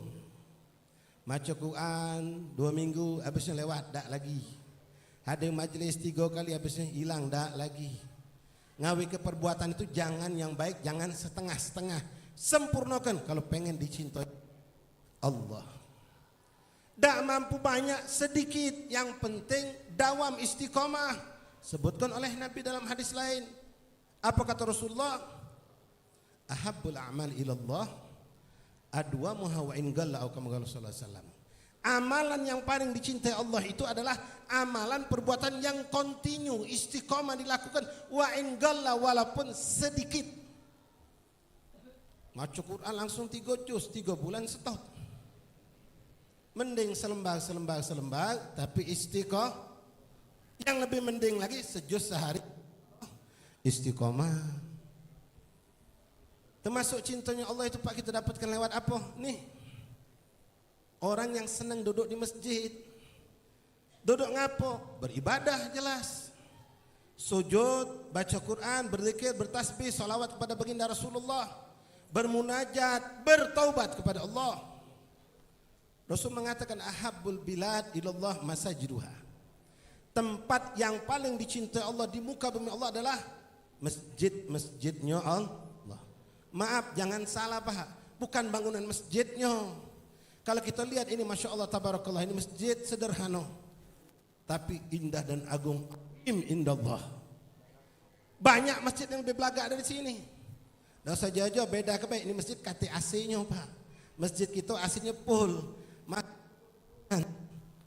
Karpetnya ngejos. Sampai nak tegak sungkan karena nikmat duduk di sejadah yang empuk itu Pak. Masjid ini tidak punya itu Pak. Tapi maaf, insya Allah bisa kita yakin keyakinan. Kalau ada seandainya 10 masjid di Palembang yang paling dicintai Allah, ini masjid akan masuk di dalamnya. Sallu ala Nabi. Yang dilihat bukan bangunannya, tapi isinya. Di dalamnya orang bernyebut nama Allah. Di dalamnya orang bertaubat mohon ampun kepada Allah. Di dalamnya orang yang mutahabina filan saling cinta karena Allah. Duduk bareng, solat bareng berjamaah. Tadarusan Quran. Buka majelis taklim. Karena inilah Allah mencintai masjid. Walaupun maaf, hanya terbuat dari bambu atau kayu-kayu rongsokan barangkali. Perbuatan orang-orang dalam masjid itulah yang menjadikan Allah cinta. Di situ ngaji, di sini bertasbih, di tiang ini itu berzikir kepada Allah. Di belakang tiang itu sujud. Yang situ lagi di belah situ sedang bertafakur. Mereka saling duduk bareng, menyebut nama Allah, mengagungkan Allah, menyebut nama Rasulullah. Inilah yang menjadikan Allah cinta dengan masjid. Tapi ngeri zaman sekarang Pak. Hati-hati. Banyak orang celaka di masjid. Pertama, jangan gampang-gampang ikhwan ngerubah musola jadi masjid. Ada hukumannya, ada aturannya. Hugugul masjid itu asyad, lebih bahaya. Jangan digampangkan. Berbicara urusan dunia di masjid, walaupun bukan yang haram, bisa menghilangkan 70 tahun amal kita. Bukan yang haram. Apalagi kalau bicara tentang yang diharamkan Allah, cerita tentang politik, hal-hal yang tidak ada hubungannya dengan agama Allah. Tapi kalau di musola tidak. Bukan kita nganjurkan ngomong dunia di musola. Perempuan haid haram masuk masjid, tapi di musola boleh duduk. Ini contoh perbedaan. Ini contoh perbedaan yang kecil dan hukumnya lebih luas. Ma'asyil ahbab rahimakumullah. Masjid menjadi tempat orang bertaubat kepada Allah. Dan sebagai penutup ikhwan, salah satu yang menjadi sebab cintanya Allah didapatkan oleh seorang hamba adalah ketika seorang hamba itu bermaksiat kepada Allah, berbuat dosa di hadapan Allah, dia bertaubat, menyesal, menangis, minta ampun sama Allah, takut azab Allah, maka ini hamba menjadi dicintai oleh Allah. Dengan sebab maksiat itu justru dia yartagi ila ala darajat, naik sampai tinggi derajatnya. Allah mengatakan dalam Al-Quran, innallaha yuhibbut tawwabin wa yuhibbul, Allah mencintai orang-orang yang bertaubat, mencintai orang-orang yang mensucikan diri. Memang di situ asbabun nuzulnya bukan mensucikan dalam makna taubat, tapi wudu yang bersih, istinja dengan batu dan dengan air. Tapi ulama salaf mentafsirkan makna mensucikan diri adalah mensucikan dari segala yang kotor, zahiran wa batinan. Hati dibersihkan dari segala penyakit hati. Tak ada dengki, tak ada hasud, tak ada kebencian, tak ada suudzon, tak ada sangka buruk, tak ada ketomakan terhadap dunia, tak ada hal-hal yang bisa mengotori hatinya. Karena pastikan ikhwan, Rasulullah enggak bakal masuk di hati kita. Allah tidak akan masuk di hati kita ketika hati kita terkumpul hal-hal yang dibenci oleh Allah dan Rasulnya. Kemudian membersihkan jasad kita dari maksiat. Mata melihat yang diharamkan Allah, sucikan dengan memandang tulisan Al-Quran. Tangan ini pernah melakukan hal yang diharamkan Allah, sucikan, bersihkan masjid dengan tanganmu. Dan lakukan hal-hal yang seterusnya. Kami Rasul mengatakan fa'at bi sayyi'ati hasanah tamhuha. Nah, orang bermaksiat itu jangan dikecilkan ikhwani. Na'udzubillah, kita pun mungkin akan tidak lepas bermaksiat kepada Allah. Tapi orang yang paling dicintai Allah adalah orang yang begitu dia bermaksiat, dia kembali kepada Allah. Boleh jadi orang yang kita pandang hina dengan maksiat itu, ternyata besok atau malam ini dia menjadi orang yang agung tinggi derajat di sisi Allah. Buttawabin wa yuhibbul mutatahhirin. Cerita yang sering kami angkat di zaman Nabi alaihissalam. Nabi Musa bertanya kepada Allah, ya Allah, kaifa tulabbi abdik idza jaa ila babik wa huwal asi wa yatarakkabil ma'asi wa yaqulu ya Rabbi. Ya Allah, bagaimana engkau menyahut panggilan hambamu yang dia itu tukang maksiat, penuh dengan kekotoran dalam hidupnya, lalu dia datang ke pintumu, menghadapmu, lalu menyebut namamu, ya Allah. Apa jawab Allah ikhwan kepada Nabi Musa? Ulabbi abdi labbaik labbaik labbaik ya abdi. Ku jawab panggilan hamba yang model macam itu ya Musa dengan labbaik labbaik labbaik ya abdi. 3 kali labbaiknya Pak. Nabi Musa sempat bingung tapi masih penasaran. Lalu bagaimana ya Rabb, seandainya yang datang menghadapmu adalah orang yang tidak banyak kelihatan bermaksiat, banyak melakukan ibadahnya hebat, melakukan bermacam perbuatan hasanat, lalu dia datang ke pintumu dan meneriakkan menyebut namamu, ya Allah. Apa jawab Allah? Ulabbi nida abdi labbaik ya abdi. Cuma sekali. Yang tukang maksiat, berbuat buruk, buat kenistaan, datang ke pintu Allah, memanggil nama Allah, dijawab dengan ya Rabbi, dia dibalas Allah labbaik labbaik labbaik.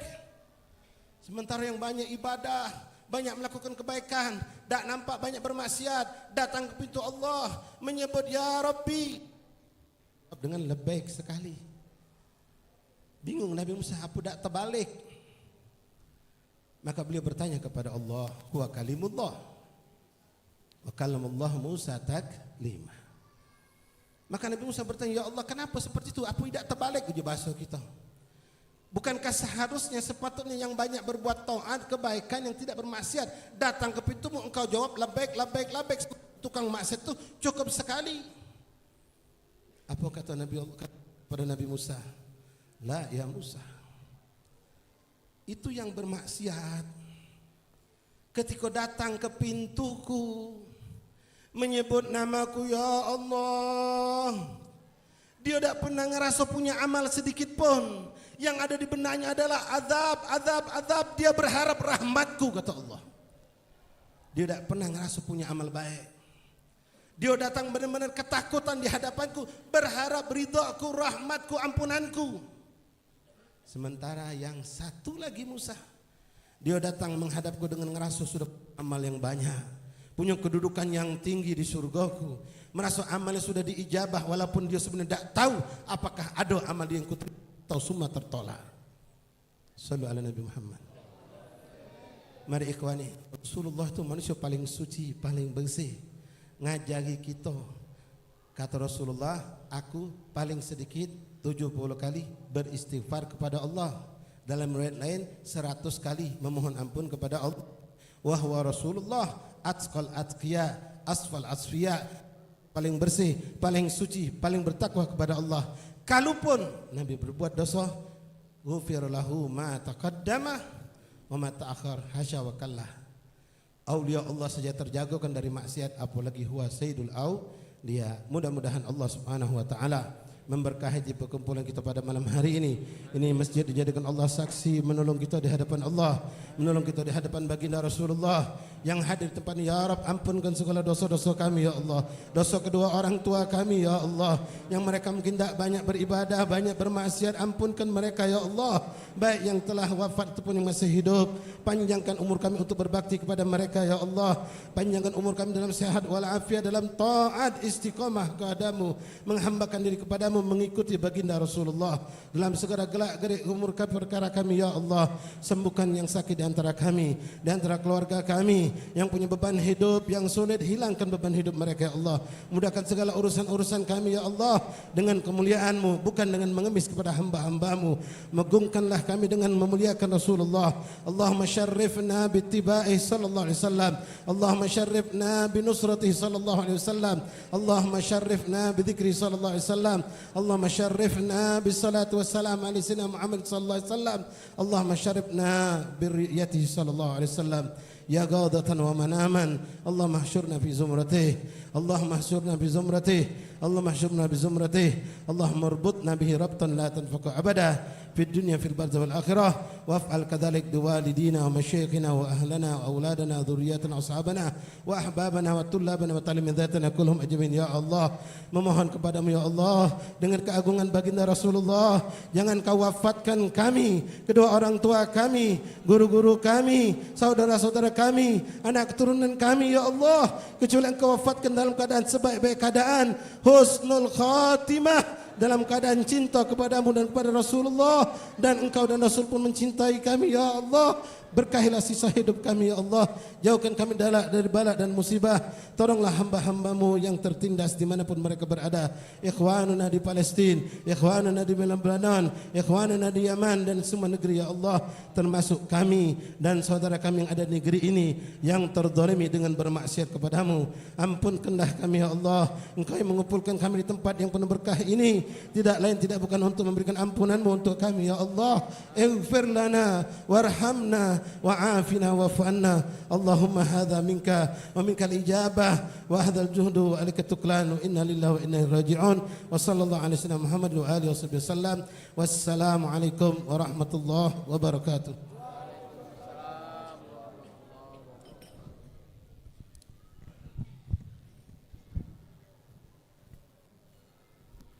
Ya rahmatallahi inni khaifun wajilun ya ni'matallahi inni muflisun ani wa laysa li amalun alqal alima bihi siwa mahabbatika al-udhma wa imani fakun amani min syarril hayati wa min syarril mamati wa min ihraqi jusmani wa kun ghinaya alladhi ما بعده فلا